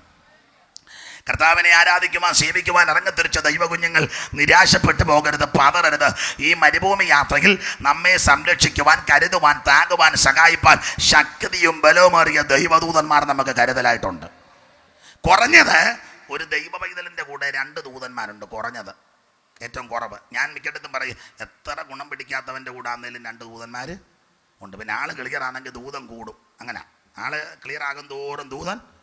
ഒരിക്കലെ അസിസ്റ്റൻ്റ് വെളിയിലോട്ട് വന്നേച്ച് അരാം സൈന്യത്തെ കണ്ടേച്ച് അകത്തോട്ട് കയറി സെൻറ്ററിനോട് പറഞ്ഞു, ഓടിക്കോളാൻ പറഞ്ഞു പുറകിലത്തെ വാതിൽ കൂടെ. അപ്പം സെൻറ്റർ പറഞ്ഞു, എന്തുവാ അരാം സൈന്യം പാളയെ പറഞ്ഞ് രക്ഷയില്ല. അപ്പം പറഞ്ഞു, ബൈബിളൊക്കെ കുമ്മനാട്ടം കാണിച്ചെന്ന് മേടിക്കാൻ പുറകെ ഓടാൻ പറഞ്ഞു. പാട്ട് പുസ്തകം അതൊക്കെ അറിയാവുന്ന പാട്ട് പാടാമില്ല, പിന്നെ കേട്ടെങ്ങാനും പാടാമെന്ന് പറഞ്ഞു. അവർ വന്ന് പാളയം പറഞ്ഞെന്ന് പറഞ്ഞു. അന്നത്തെ സെൻറ്റർ നല്ല കൃപയുള്ള സെൻറ്ററാണ്. ഇന്നത്തെ സെൻറ്ററാണെന്ന് പറയാം, എന്നാൽ ഓടിക്കോ വേരത്വം വേണ്ട, നമുക്ക് അറിയാവുന്ന വാക്യം പറഞ്ഞാൽ മതി. അന്നത്തെ സെൻറ്റർ കൃപയുള്ള സെൻറ്റർ ആയതുകൊണ്ട് മുറ്റത്തോട്ടിറങ്ങി അസിസ്റ്റൻറ്റിനെ മുറ്റത്തോട്ട് നിർത്തിയത്. സെൻറ്റർ അസിസ്റ്റൻറ്റിൻ്റെ തലയിലോട്ട് കൈവച്ച് പറഞ്ഞു, കർത്താവേ, ഇവൻ കുറേ നാൾ കൊണ്ട് ഇവിടെ പമ്മിപ്പം നിൽക്കുക, ഇവൻ കാണത്തക്കവണ്ണം ഇവൻ്റെ കണ്ണ് തുറക്കണം. അയ്യോ, പ്രാർത്ഥിച്ചങ്ങോട്ട് പറഞ്ഞപ്പോൾ അവൻ്റെ കണ്ണങ്ങ് തുറന്നു. നോക്കിയപ്പോൾ ഒരു മല നിറയെ ദൂതന്മാർ. ആമേൻ. നമുക്ക് വേണ്ടി ദൈവം ദൂതനെ അയക്കും. പ്രാർത്ഥിക്കുന്ന, ആരാധിക്കുന്ന, ജീവിക്കുന്ന ദൈവകുഞ്ഞുങ്ങൾക്ക് വേണ്ടി ദൈവം ദൂതനെ ഇറക്കും. ദാനിയേലിനെ സിംഹ ഗുഹയ്ക്കൊക്കെ തൊട്ട് രാജാവിന് ഉറക്കം വന്നില്ല. രാജാവ് ഓൾ നൈറ്റ് നടത്തിയെന്നുള്ളതാണ്. ദാനിയേൽ ഉറങ്ങിക്കാണും. കാരണം സങ്കീർത്തനക്കാരൻ പറഞ്ഞത്, ഞാൻ സമാധാനത്തോടെ. ദാനിയേൽ ഉറങ്ങി. രാജാവ് ഉറങ്ങാതെ ഓൾ നൈറ്റ് നടത്തിയ ചോടി വന്ന് ചോദിച്ചു, ആ ഗുഹാമുഖത്ത് രാവിലെ ജീവനുള്ള ദൈവത്തിൻ്റെ ദാസാകുന്ന ദാനിയേലെ, നീ അതിനകത്തുണ്ടോ? ദാനിയേൽ കരയ്ക്കോട്ട് കയറി എൻ്റെ ചിന്തയെ കൈയടിച്ചേച്ച് പറഞ്ഞു, രാജാവിന് ദീർഘായുസ് ഉണ്ടാകട്ടെ. രാജാവേ, സിംഹങ്ങൾ എനിക്ക് കേടുവരുത്താതിരിക്കേണ്ടതിന് എൻ്റെ ദൈവം തൻ്റെ ദൂതനെ വിട്ട് സിംഹത്തിൻ്റെ വായ അടച്ചു. ആരാധിക്കുന്ന, പ്രാർത്ഥിക്കുന്ന, ജീവിക്കുന്ന ദൈവകുഞ്ഞുങ്ങൾക്ക് വേണ്ടി ദൈവം മരുഭൂമിയിൽ ദൂതനെ ഇറക്കും. ഇന്ന് രാത്രി 2 മരുഭൂമിയിൽ ദൈവദൂതന്മാരുടെ സംരക്ഷണം.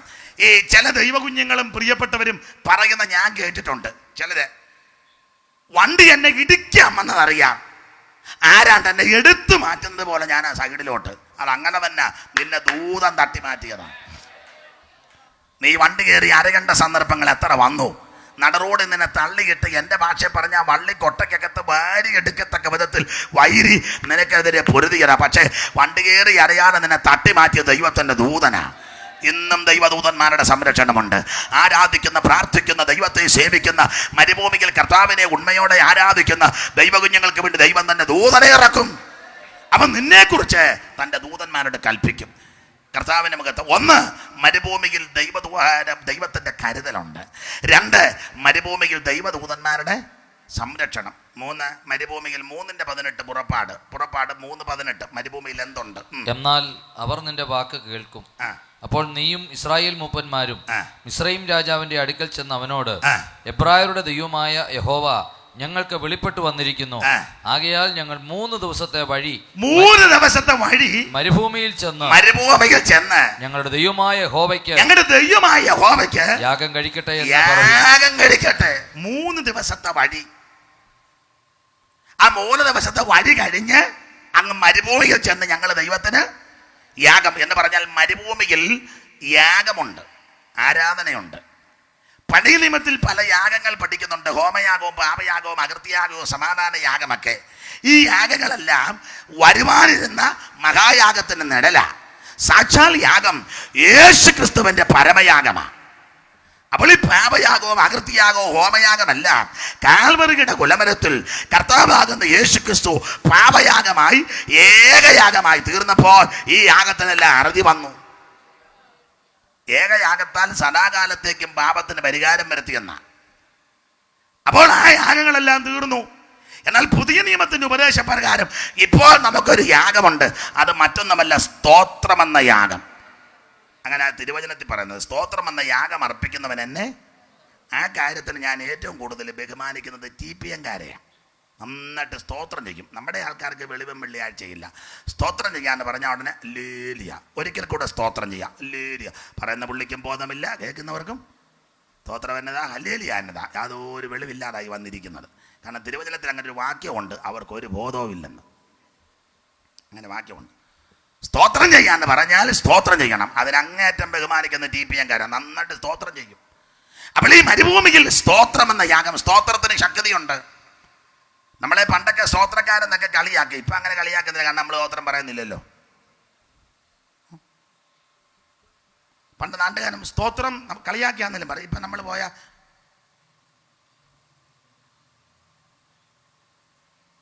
ആരും സ്തോത്രം പോലും പറയുന്നില്ല. പണ്ടൊക്കെ സ്തോത്രം പറയും. ഈ സ്തോത്രം ചെയ്യുന്നതിന് വലിയ ദൈവശക്തിയാണ്. നിങ്ങളൊന്ന് ടെസ്റ്റ് ചെയ്ത് നോക്കിയേ. രാവിലെ എഴുന്നേറ്റ് സ്തോത്രത്തിൽ വ്യാകരിച്ചേ, അറിയാത്ത ദൈവശക്തിയും വിടുതലും വ്യാപരിക്കും. വിഷയങ്ങൾ പറഞ്ഞങ്ങോട്ട് സ്തോത്രം ചെയ്തേ, ഇതിന് ശക്തിയുണ്ട്. അപ്പം ഈ സ്തോത്രം എന്ന യാഗം അർപ്പിക്കണം. എങ്ങനെ? 3 ദിവസം അതിദൂരം ചെല്ലണം. 3 ദിവസം. അത് ഞാനിങ്ങനെ വ്യാഖ്യാനിക്കുന്ന 3 ദിവസം. 1-ാമത്തെ ദിവസം എന്ന് പറഞ്ഞാൽ രക്ഷ. അതാണ് കുഞ്ഞാടൻ ഇറത്ത് ചോരത്തല ആചരിക്കണം. സ്തോത്രം, രക്ഷിക്കപ്പെടണം. വീടൊന്നിന് ഒരാട്ടിൻകുട്ടി. അത് 1 വയസ്സ് പ്രായമുള്ളതും ഊനമില്ലാത്തതും ആണും. ആട്ടിൻകുട്ടി മറ്റാരുമല്ല, കർത്താവാകുന്ന ക്രിസ്തു. പൗലോസ് പറഞ്ഞു, നമ്മുടെ പെസഹ കുഞ്ഞാടും അറക്കപ്പെട്ടിരിക്കുന്ന ക്രിസ്തു തന്നെ. അപ്പോൾ 1-ാം ദിവസം രക്ഷിക്കപ്പെടുക. അത് അത്യാവശ്യമായി രക്ഷിക്കപ്പെടണം. യേശുവിനെ രക്ഷിതാവായി സ്വീകരിക്കണം. മുമ്പേ ഓർപ്പിച്ചല്ലോ. 2-ാമത്തെ ദിവസം സ്നാനമാണ്. ചെങ്കടലിൽ കടന്നു. അത് സ്നാനത്തിനൊരു മുൻകുറിയാണ്. സ്നാനപ്പെടണം. ആ സ്നാനം എങ്ങനെയാണെന്ന് ചോദിച്ചാൽ തളിക്കുകയും കുടയുകയും മെഴുകിയെടുക്കുകയല്ല, വെള്ളത്തിൽ മുങ്ങണം. അതാ വേദപുസ്തകത്തിലെ സ്നാനം. വേറെ സ്നാനം ഒന്നും വേദപുസ്തകത്തിൽ പറഞ്ഞിട്ടില്ല. തളിക്കാനും കുടയാനും ഒന്നും പുസ്തകത്തിലില്ല. വേദപുസ്തകത്തിലെ സ്നാനം വെള്ളത്തിൽ മുങ്ങണം. യേശു മാതൃക കാണിച്ചു. അങ്ങനെ മാതൃക, ഏറ്റവും നല്ല മാതൃക ക്രിസ്തുവാണല്ലോ. ആ ക്രിസ്തു കാണിച്ച മാതൃക അവിടെ നടന്നാണ് ഇങ്ങോട്ട് വന്നത്. അല്ലാതെ യേശുവിനെ എടുത്തോണ്ടല്ല പോയത്. ഓ, എവിടെ പോവാ? ഇപ്പം സ്നാനപ്പെടുത്ത അങ്ങനെയാണോ? പുസ്തകത്തിൽ അങ്ങനൊന്നുമില്ല. യേശു കർത്താവിനെ ആരും എടുത്തോണ്ടല്ല സ്നാനത്തിൽ കൊണ്ടുപോയത്. യേശു നടന്നാ വന്നത്. നിങ്ങളെല്ലാം ഇങ്ങനെ അങ്ങോട്ടും ഇങ്ങോട്ടും നോക്കി വെപ്രാളപ്പെടുന്നത്. ഞാനില്ലയോ പറയുന്നത്? ഞാൻ വഴിയൊക്കെ കണ്ടുപിടിച്ചാച്ചാ ഇങ്ങോട്ട് പോകുന്നത്. പിന്നെ ഓടേണ്ട വഴിയെല്ലാം ഞാനതിനെ 2 വട്ടം അങ്ങോട്ട് കൊണ്ട് പോയി തിട്ടമാക്കി വെച്ചാ. ഒന്നും ഒത്തില്ല, ഞാൻ തോട്ടം കയറും. എന്നാലും കാര്യം പറഞ്ഞേ പോകും. പിന്നെ ശരിയായ സ്നാനം വെള്ളത്തിൽ മുങ്ങണം. നിമജ്ജന സ്നാനമെന്നാ. സ്നാപക യോഗനാൽ സ്നാനം പ്രതിഗ്രഹിപ്പാൻ, സ്നാപക യോഗനാൽ സ്നാനം പ്രതിഗ്രഹിപ്പാൻ ഗലീല നാട്ടിൽ നിന്നും ദൂരത്തു വന്ന് നടൻ നമുക്ക് മാതൃകയാം തന്നെ തുടർന്ന് പോകുക. നമുക്ക് മാതൃകയാം തന്നെ തുടർന്ന് പോകുക. ഭൂമിയിൽ മൂവരല്ലോ സാക്ഷ്യം പറവതോർത്താൽ, ഭൂമിയിൽ മൂവരല്ലോ സാക്ഷ്യം പറവതോർത്താൽ, ആത്മാവു വെള്ളമതും പിന്നീട് ശോണിതവും, ആത്മാവു വെള്ളമതും പിന്നീട് ശോണിതവും, ഇവയിൽ വെള്ളമത്രേ സാക്ഷ്യം വഹിപ്പതി സമയേ, ഇവയിൽ വെള്ളമത്രേ സാക്ഷ്യം വഹിപ്പതി സമയേ. അപ്പൊ ശരിയായ സ്നാനം വെള്ളത്തിൽ മുങ്ങിയുള്ള സ്നാനമാണ്. എടുത്തോണ്ട് വന്ന് മുക്കാനോ കൊടയാൻ വേദപുസ്തകത്തിൽ 1 വാക്യം പോയിട്ട് അരവാക്യമില്ല, അരവാക്യം പോയിട്ട് മുറിവാക്യമില്ല, മുറിവാക്യം പോയിട്ട് ഇതിന് ആശയം വരുന്നൊരു പദമില്ല. ഉണ്ടെങ്കിൽ ഇപ്പോൾ കൊണ്ടുവന്ന് കാണിക്കണം. ഉണ്ടെന്ന് പറഞ്ഞാൽ അതിലെ ഓടിക്കളയരുത്. ഇങ്ങോട്ട് വന്ന വാക്യവും കൂടെ കാണിക്കണം. അങ്ങനെ കാണിക്കുകയാണെങ്കിൽ ഇന്ന് കൊണ്ട് എൻ്റെ പ്രസംഗം നിർത്തുക. ഈ മാർഗത്തിൽ ഞാനില്ല. വേദപുസ്തകം മുഴുവൻ പിടിച്ചാൽ ശരിയായ സ്നാനം വെള്ളത്തിൽ മുങ്ങണം. നിമജ്ജന സ്നാനം, സ്തോത്രം, അതാ ശരിയായ സ്നാനം. യേശു മാതൃക കാണിച്ചു തന്നു. സ്തോത്രം. യേശു അതിന് നല്ല മാതൃകയാണ്. അപ്പോൾ 1 രക്ഷിക്കപ്പെടുക, 2 സ്നാനം, 3 ആത്മനിറവിലുള്ള ആരാധന. ആ ഭാഗത്തേക്ക് എല്ലാം പോകുന്നില്ല. അപ്പോൾ 3 ദിവസത്തെ വഴി ദൂരം ചെന്ന് ദൈവത്തിന് യാഗം കഴിക്കണം. അത് സ്തോത്രമെന്ന യാഗമാ. ശരിയായ ആരാധന, രക്ഷിക്കപ്പെട്ട് സ്നാനപ്പെട്ടുള്ള ആരാധനയാ ശരിയായ ആരാധന. അപ്പൊ 1 മരുഭൂമിയിൽ സർവശക്തനായ ദൈവത്തിന്റെ കരുതലുണ്ട്. 2 മരുഭൂമിയിൽ ദൈവദൂതന്മാരുടെ സംരക്ഷണമുണ്ട്. 3 മരുഭൂമിയിൽ സാക്ഷാൽ സത്യത്തിലും ആത്മാവിലുള്ള ആരാധനയുണ്ട്. 1-2 വാക്യം കൊണ്ട് വായിച്ച് പ്രസംഗം നിർത്താൻ എല്ലാ ഭാഗവും പ്രസംഗിക്കുന്നില്ല. ഇപ്പൊ ആവശ്യമുള്ളത് ഗുണപ്പെടാനാന്നേ ഇത് മതി.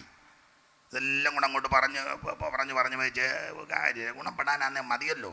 അപ്പോൾ 1-2 കാര്യം കൂടെ പറഞ്ഞങ്ങ് നിർത്താം. പുറപ്പാട് പുസ്തകം 15-ാം അധ്യായത്തിൻ്റെ 22 മുതൽ 27 വരെയുള്ള വേദഭാഗം വായിച്ച് ചില കാര്യം കൂടെ പറഞ്ഞങ്ങ് നിർത്താം. വായിച്ചേ. പുറപ്പാട് 15-ന്റെ 22 മുതൽ 27 വരെ. അനന്തരം മോശെ ഇസ്രായേലിനെ ചെങ്കടലിൽ നിന്നും പ്രയാണം ചെയ്യിച്ചു. അവർ ശൂർ മരുഭൂമി മരുഭൂമിയിൽ ചെന്ന് 3 ദിവസം മരുഭൂമിയിൽ വെള്ളം കിട്ടാതെ സഞ്ചരിച്ചു. ആട്ടെ, ശ്രദ്ധിക്കുക. എല്ലാം വായിച്ചു പോയാൽ എത്രയോ സമയം കൊണ്ട് ലാഭിക്കും. ഞാനങ്ങ് പറയാം. അനന്തരം മോശ ഇസ്രായേലിന്റെ ചെങ്കടലിൽ നിന്ന് പ്രയാണം ചെയ്തവർ ശൂർ മരുഭൂമി ചെന്ന് 3 ദിവസം മരുഭൂമിയിൽ വെള്ളം കിട്ടാതെ സഞ്ചരിച്ചു. മാറയിലെത്തിയാറേ മാറയിലെ വെള്ളം കുടിപ്പാൻ കഴിഞ്ഞില്ലത് കയ്പുള്ളതായിരുന്നു. അപ്പോൾ ജനം ഞങ്ങൾ എന്ത് കുടിക്കുമെന്ന് പറഞ്ഞ് മോശയുടെ നേരെ പിറുപിറുത്തു. അവൻ യഹോവയോട് അപേക്ഷിച്ചു. യഹോവ അവൻ്റെ ഒരു വൃക്ഷം കാണിച്ചു കൊടുത്തു. അവൻ അവിടെ വെച്ച് അവനവരെ പരീക്ഷിച്ചു. അവിടെ വെച്ച് അവൻ അവർക്കൊരു ചട്ടവും പ്രമാണവും കൊടുത്തു. നിന്റെ ദൈവമായ യഹോവയുടെ വാക്ക് നീ ശ്രദ്ധയോടെ കേട്ട് അവന് പ്രസാദമുള്ളത് ചെയ്യുകയും അവൻ്റെ സകല കൽപ്പനകളും വിധികളും പ്രമാണിക്കുകയും ചെയ്താൽ മിസ്രയീമിലേക്ക് വരുത്തിയ യാതൊരു വ്യാധിയും ഞാൻ നിനക്ക് വരുത്തുകയില്ല. ഞാൻ നിന്നെ സൗഖ്യമാക്കുന്ന യഹോവയാകുന്നു.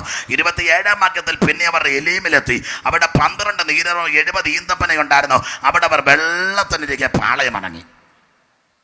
നമ്മുടെ വിഷയം മരുഭൂമിയിൽ എന്തുണ്ടെന്നുള്ളതാ. മരുഭൂമി സഭ എന്തുണ്ട്? 1 ദൈവത്തിൻ്റെ കരുതൽ, 2 ദൈവദൂതന്മാരുടെ സംരക്ഷണം, 3 സ്തോത്രമെന്ന യാഗം, ആരാധന. 4-ാമത്തെ ഭാഗമായി 15-22 മുതൽ. അവിടെ 22-ാം വാക്യത്തിൽ അനന്തരം മോശെ ഇസ്രായേലിനെ ചെങ്കലിൽ നിന്ന് പ്രയാണം ചെയ്യിച്ച് ശൂർ മരുഭൂമി വന്നെന്ന. അനന്തരം എന്ന പദം വന്നപ്പോൾ ഓർക്കണം, ചെങ്കടൽ കടന്ന അനന്തരം എന്ന് പറഞ്ഞാൽ സ്നാനപ്പെട്ട് കഴിഞ്ഞ്. അപ്പോൾ സ്നാനപ്പെട്ടവർ മരുഭൂമിയിലേക്ക് പ്രയാണം ചെയ്തപ്പോൾ സംഭവിച്ച ഭാഗം അവിടെ കേട്ടത്. മോശ ഇസ്രായേലിനെ ചെങ്കലിൽ നിന്ന് പ്രയാണം ചെയ്യിച്ച് അവർ ശൂർ മരുഭൂമിയിൽ ചെന്ന് 3 ദിവസം മരുഭൂമിയിൽ വെള്ളം കിട്ടാതെ സഞ്ചരിച്ചു. തൊണ്ട വരണ്ട് ഉണങ്ങി വളരെ ഭാരപ്പെട്ട് 3-ാമത്തെ ദിവസം വെള്ളമുള്ളൊരു സ്ഥലത്ത് ചെന്നു. ഈ തൊണ്ട വരണ്ട് ഉണങ്ങി ഭാരപ്പെട്ട ദൈവകുഞ്ഞുങ്ങൾ ഈ വെള്ളമുള്ള സ്ഥലത്ത് വന്ന കണ്ട വെള്ളം കോരി വായിലേക്ക് ഒഴിച്ചു. പക്ഷെ അകത്തോട്ട് ഇറങ്ങാൻ മേല കയ്പാണ്. അങ്ങനെയെങ്കിൽ ഒരു ചിന്ത പറയാം, മരുഭൂമിയിൽ മാറയുടെ അനുഭവങ്ങളുണ്ട്. എപ്പോഴും കരുതലും വിടുതലും ആന്നോർത്ത് തന്നെ ഇരിക്കരുത്. ചില പ്രത്യേക സന്ദർഭങ്ങളിൽ കൈപ്പേറിയ രംഗങ്ങൾ വരും. മരുഭൂമിയിൽ മാറായുണ്ട്. ഈ മാറയുടെ മധ്യത്തിൽ ഇവർ പിറപുറത്ത് പ്രശ്നമുണ്ടാക്കിയപ്പോൾ മോശ ദൈവത്തോട് നിലവിളിച്ചു. മോശ ദൈവത്തോട് പ്രാർത്ഥിച്ചപ്പോൾ ദൈവം മോശയ്ക്കൊരു വൃക്ഷം കാണിച്ചു കൊടുത്തു. അങ്ങനെ അവിടെ എഴുതിയിരിക്കുന്നത്, ഒരു വൃക്ഷം കാണിച്ചു കൊടുത്തു. ആ വൃക്ഷം മറ്റാരുമല്ല, ഒറ്റ വാക്കിൽ വ്യാഖ്യാനിക്കാം, യേശു ക്രിസ്തുവാകുന്ന വൃക്ഷം. കർത്താവ് ഒരിക്കൽ പറഞ്ഞു, പച്ചമരത്തോട് ഇങ്ങനെ ചെയ്താൽ ഉണങ്ങിയതിനോട് എത്ര അധികം. അപ്പോൾ ഈ വൃക്ഷം മറ്റാരുമല്ല, യേശു ക്രിസ്തുവാകുന്ന വൃക്ഷം. ഈ വൃക്ഷം കാണിച്ചു കൊടുത്തത് വെട്ടി അതിൻ്റെ കമ്പ് മാറയിലേക്ക് ഇട്ടപ്പോൾ അത് മധുരമുള്ള വെള്ളമായി. എന്ന് പറഞ്ഞാൽ കയ്പിനെ മധുരിപ്പിച്ചു. ഞാൻ പറയാറുണ്ട്, ഏത് വൃക്ഷത്തെയും പച്ചയ്ക്ക് പച്ച വെട്ടിയാൽ അതിനൊരു കറ കാണും.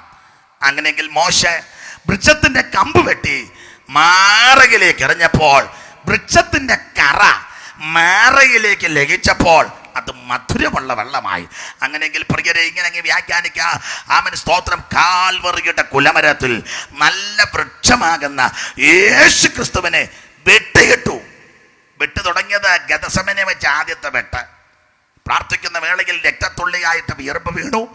ഒടുവിൽ പ്രാണവേദനയിലായി പ്രാർത്ഥിച്ചു. ഒടുവിൽ യൂദയുടെ ഒറ്റക്കൊടുപ്പിനാൽ വാളും വടിയും തീപട്ടിയും പന്തങ്ങളുമായി അവൻ എല്ലാവരുടെ ചാടിയും മറിഞ്ഞും ആ തോട്ടത്തിൽ വന്ന് യേശുവിനെ പിടിച്ചു കെട്ടി യൂദ ഒറ്റക്കൊടുത്തൊരു ഉമ്മ. അത് ആദ്യത്തെ വെട്ട്. ഈ വൃക്ഷത്തിന് കിട്ടിയ ആദ്യത്തെ വെട്ട് അവിടെ ഒരു വെട്ട്. പിന്നെ അന്ന് രാത്രി അവർ തട്ടിയും മുട്ടിയും വെട്ടി. മഹാപുരോഹിതന്മാർ മാറി മാറി വെട്ടി. അന്നാസം കയ്യപ്പാവും മാറി മാറി ഈ വൃക്ഷത്തെ വെട്ടി. അവൻ സ്തോത്രം വെട്ടുകൊണ്ട് നിൽക്കുക. തന്നെ ശകാരിച്ചിട്ട് പകരം ശകാരിച്ചില്ല. കഷ്ടം അനുഭവിച്ചിട്ട് ഭീഷണം പറഞ്ഞില്ല. പീലാത്തോസ് വെട്ടി, ആ വെട്ടുമേറ്റു. ഹെരോദാവ് കാത്തിരിക്കുകയാണ്, അവനും വെട്ടി. ആ വെട്ടും ഈ വൃക്ഷത്തിൽ കൊണ്ടു. പിന്നെ വന്നവനെല്ലാം കയറി വെട്ടി. കരുണയില്ലാത്ത കഠോര ഹൃദയന്മാരാകുന്ന റോമൻ പടയാളികൾ, ദാക്ഷിണ്യമില്ലാത്തവർ, ഈയക്കട്ടയും ഉൾക്കൊളുത്തും ചൂണ്ടലും കൂടെ കൂട്ടിക്കെട്ടിക്ക് ചാട്ടവാറ് കൊണ്ട് വെട്ടി. മുതക ഉഴവയാല് പോലെ നീളത്ത് കീറി. കണ്ണ് മൂടിക്കെട്ടി കണ്ണ് തടിച്ചു വെട്ടി. മുഖത്ത് രോമമെല്ലാം പിടിതെടുത്ത് അങ്ങനെ വെട്ടുകൊള്ളുകയാ. എന്തിനേറെ ഞാൻ വിസ്തരിക്കുന്നില്ല. അങ്ങനെ വെട്ടിയും തട്ടിയും മുട്ടിയും വെട്ടി.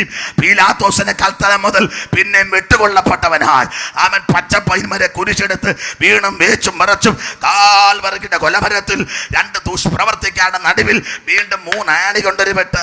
അവൻ 3 ആണികളിൽ തൂങ്ങപ്പെട്ട് കിടക്കുന്ന ക്രിസ്തു. അങ്ങനെ കാൽവറിയുടെ കൊലമരത്തിൽ നല്ല വൃക്ഷമാകുന്ന ക്രിസ്തുവിനെ വെട്ടിയിട്ടപ്പോൾ യേശു ക്രിസ്തുവിന്റെ തായ്തടിയാകുന്ന ശരീരത്തിൽ നിന്ന് ഒലിച്ചിറങ്ങിയ കറയാകുന്ന രക്തം നിന്റെ പ്രശ്നമാകുന്ന മാറയിലേക്ക് ലഭിച്ചപ്പോൾ ഇത് മധുരമുള്ളതായി. Praise the Lord.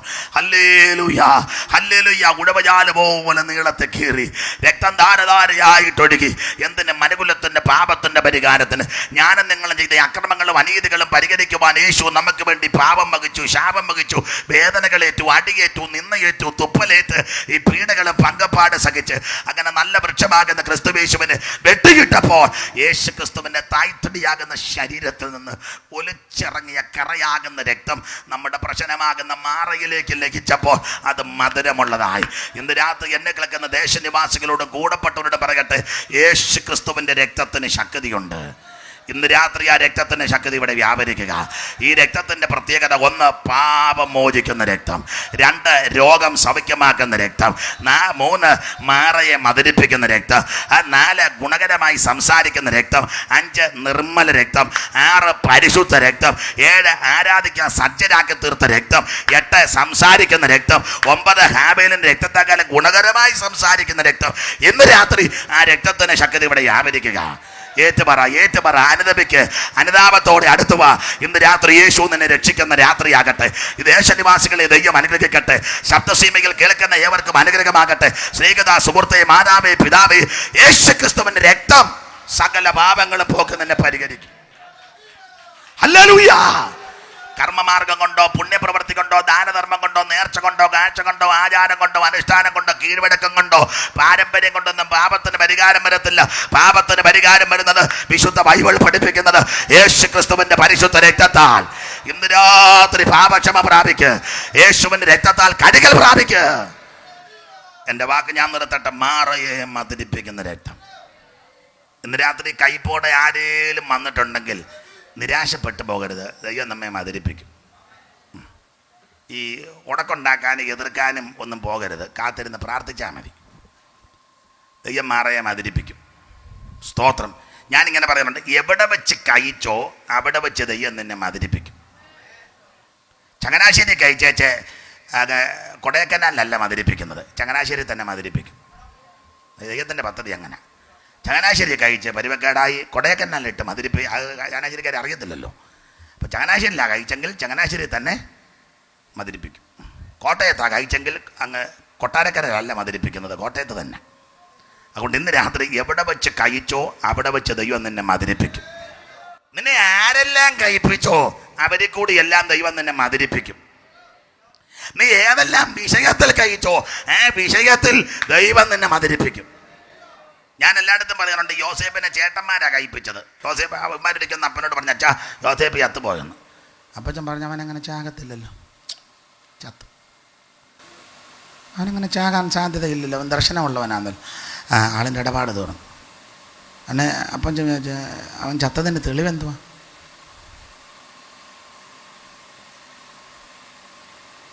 ഇത് ഏതെന്ന് മനസ്സിലായോ?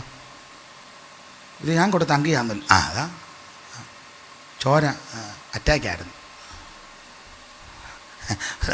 ഒരു മൃഗം അവനെ കടിച്ച് കയറി എന്നൊക്കെ പറഞ്ഞ് ചോരയൊക്കെ പുരട്ടി അയ്മാർ കൊണ്ടുവന്നത്.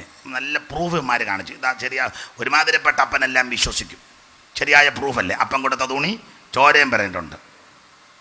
അയ്യോ, കുത്തിയിരുന്നപ്പം കരഞ്ഞു. എൻ്റെ ദൈവമേ, എൻ്റെ കരയാ നിങ്ങൾ ദുഃഖത്തോടെ. യോസേപ്പ് ചത്തുപോയി.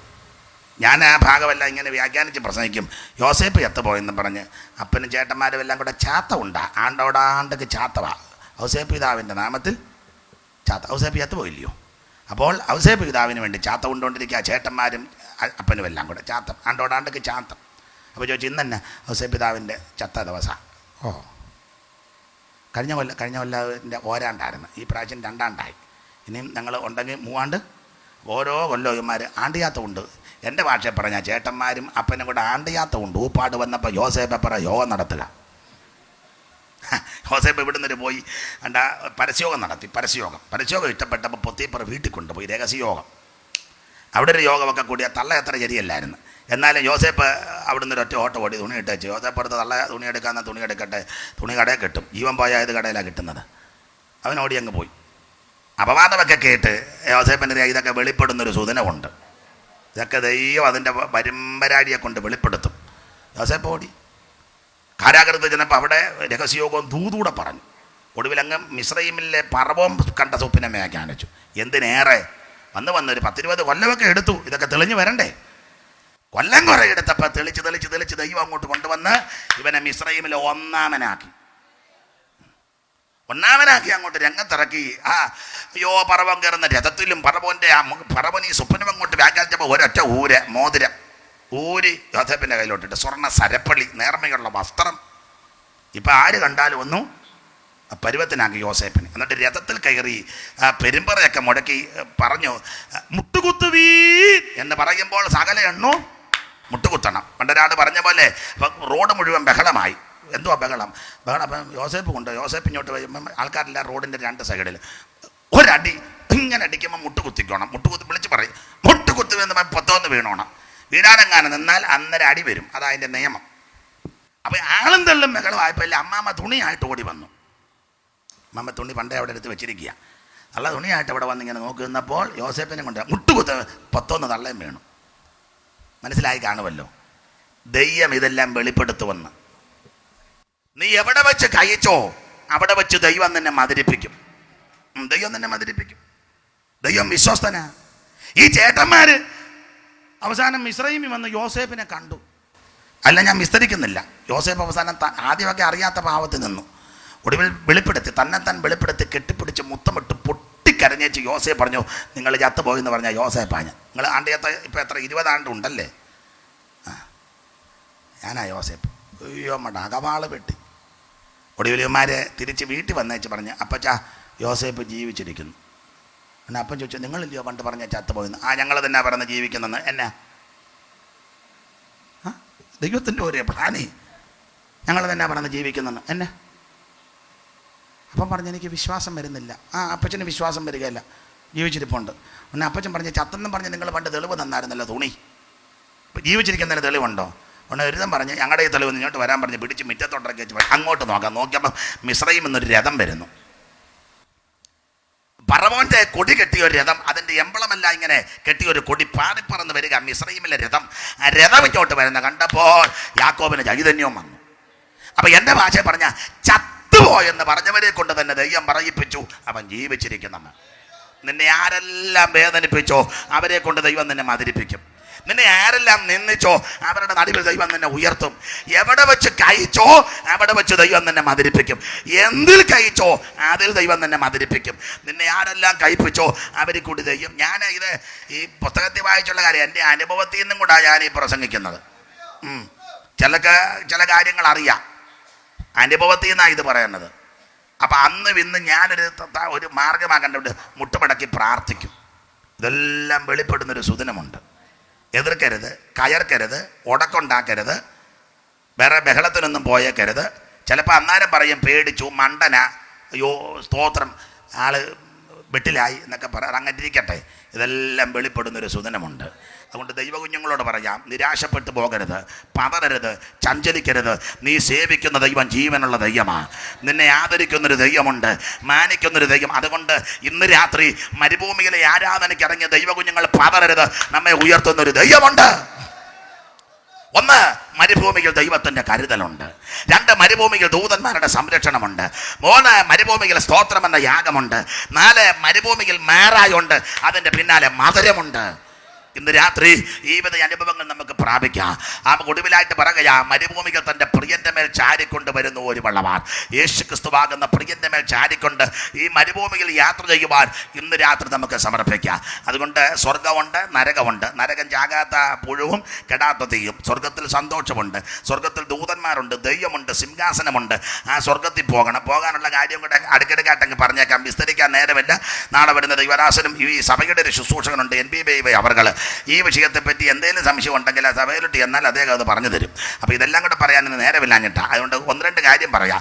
സ്വർഗത്തിൽ പോകണം, നാട്ടുകാരോടാണ് പറയുന്നത്, വീടുകളിലൊക്കെ ഇരുന്ന് കേൾക്കുന്നവരോടായി പറയുന്നത്, വഴിത്തലയ്ക്കല്ലോ എവിടെ നിൽക്കുന്നുണ്ട്. 1, രക്ഷിക്കപ്പെടണം, യേശുവിനെ രക്ഷിതാവായിച്ചിരിക്കണം. 2, വെള്ളത്തിൽ മുങ്ങി സ്നാനപ്പെടണം. ഇതെന്നെ കൊണ്ട് തന്നെ പറയിപ്പിക്കുന്നല്ലോ എന്നോർത്താ.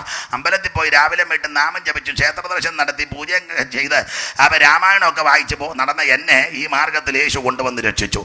എന്നെ കൊണ്ട് ഇവിടെ വന്ന് പറയിപ്പിച്ചല്ലോ എന്നോർത്താ എനിക്കിപ്പം ഒരു സങ്കടമുണ്ട്, എന്നാൽ സന്തോഷമുണ്ട്. മൂഢജാതിയെ കൊണ്ട് എരിവ് വരുത്തുമെന്നാണല്ലോ. അപ്പോൾ 1, രക്ഷിക്കപ്പെടണം. 2, വെള്ളത്തിൽ മുങ്ങി സ്നാനപ്പെടണം. 3, അഭിഷേകം പ്രാപിക്കണം. ഇല്ല മേലോട്ട് പോവുകയല്ല. 4 തിരുമേശയിൽ സംബന്ധിക്കണം. തിരുമേശ കൊണ്ടുവരുമ്പം ട്രാഫിക് പോലീസിനെ പോലെ നിൽക്കരുത്. എടുക്കണം, എടുത്തില്ലേ മേലോട്ട് പോവുകയല്ല. കൂട്ടായ്മ ആചരിക്കണം, പ്രാർത്ഥന കഴിക്കണം, വേർപാട് പാലിക്കണം, വിശുദ്ധ ജീവിതം നയിക്കണം, സ്വർഗത്തിൽ പോകണം. യേശു വരാറായി. ഇതാ ഇതിൻ്റെ വ്യവസ്ഥ. ഇത് ചെയ്യാതെ ആരും പോകുകയല്ല. അതിനോട് പോകാൻ വേണ്ടിയായി മുഖാന്തരം ഈ യോഗം ദൈവം ഇട്ട് തന്നിരിക്കുന്നത്. ഇന്ന് രാത്രി രക്ഷിക്കുന്ന യേശു, വിടിവിക്കുന്ന യേശു, സൗഖ്യമാക്കുന്ന യേശു, ഏകരക്ഷകൻ, ലോകരക്ഷകൻ, സാക്ഷാൽ ദൈവം, നിത്യദൈവം, സത്യദൈവം, ഏകദൈവം, കർത്താവാകുന്ന യേശു ക്രിസ്തു. കരമുയർത്തി ദൈവത്തെ സ്തുതിക്കാം. ഒരു പഴയ പാട്ടിന്റെ 2 ചരണങ്ങൾ കൈകളടിച്ച് പാടാം. വാഗ്ദത്തം പോലവൻ ഇന്നിവിടെ ആഗതനായിട്ടുണ്ട്, അകൃത്യമൊക്കെയും അനുതാപത്തോടേറ്റ് പറയുവീനമേ. വാഗ്ദത്തം പോലവൻ ഇന്നിവിടെ ആഗതനായിട്ടുണ്ട്, അകൃത്യമൊക്കെയും അനുതാപത്തോടെ. ഓ പാപം പോക്കിടും, നിൻ രോഗം നീക്കിടും, പാപം പോക്കിടും, നീക്കിടോ, ശുദ്ധനാക്കി നിന്നെ സ്വന്തം പുത്രനാക്കിടും, ശുദ്ധനാക്കി നിന്നെ സ്വന്തം. ആമേ. രക്ഷകൻ യേശുവിൻ സന്നിധിയിൽ കടന്നു വന്നിടുവീ, മഹത്വരാജനായി നിന്നിലേക്ക് ഇന്നവൻ എഴുന്നള്ളിയിടൻ.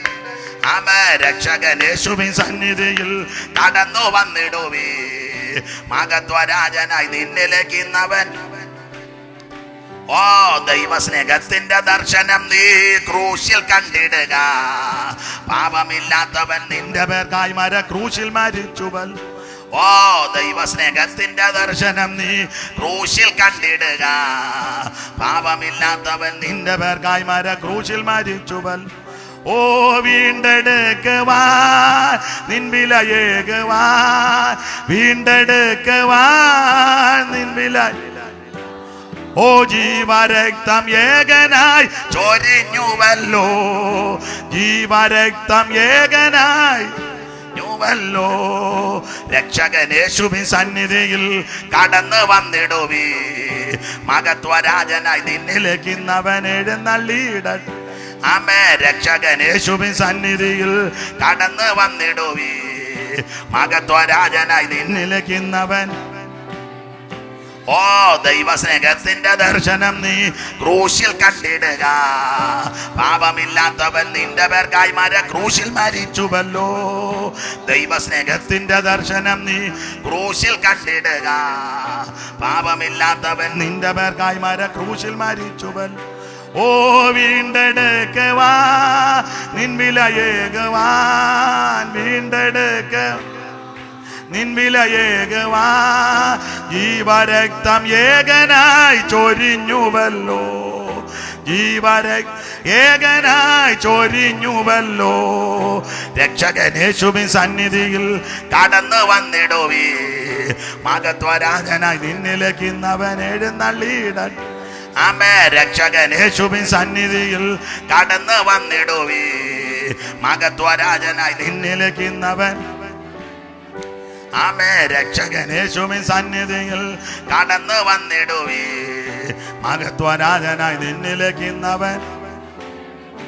നമ്മുടെ കരമുയർത്തി ഹല്ലേലൂയ പാടാം. ഒരിക്കൽ കൂടെ ഹല്ലേലൂയ പാടാം.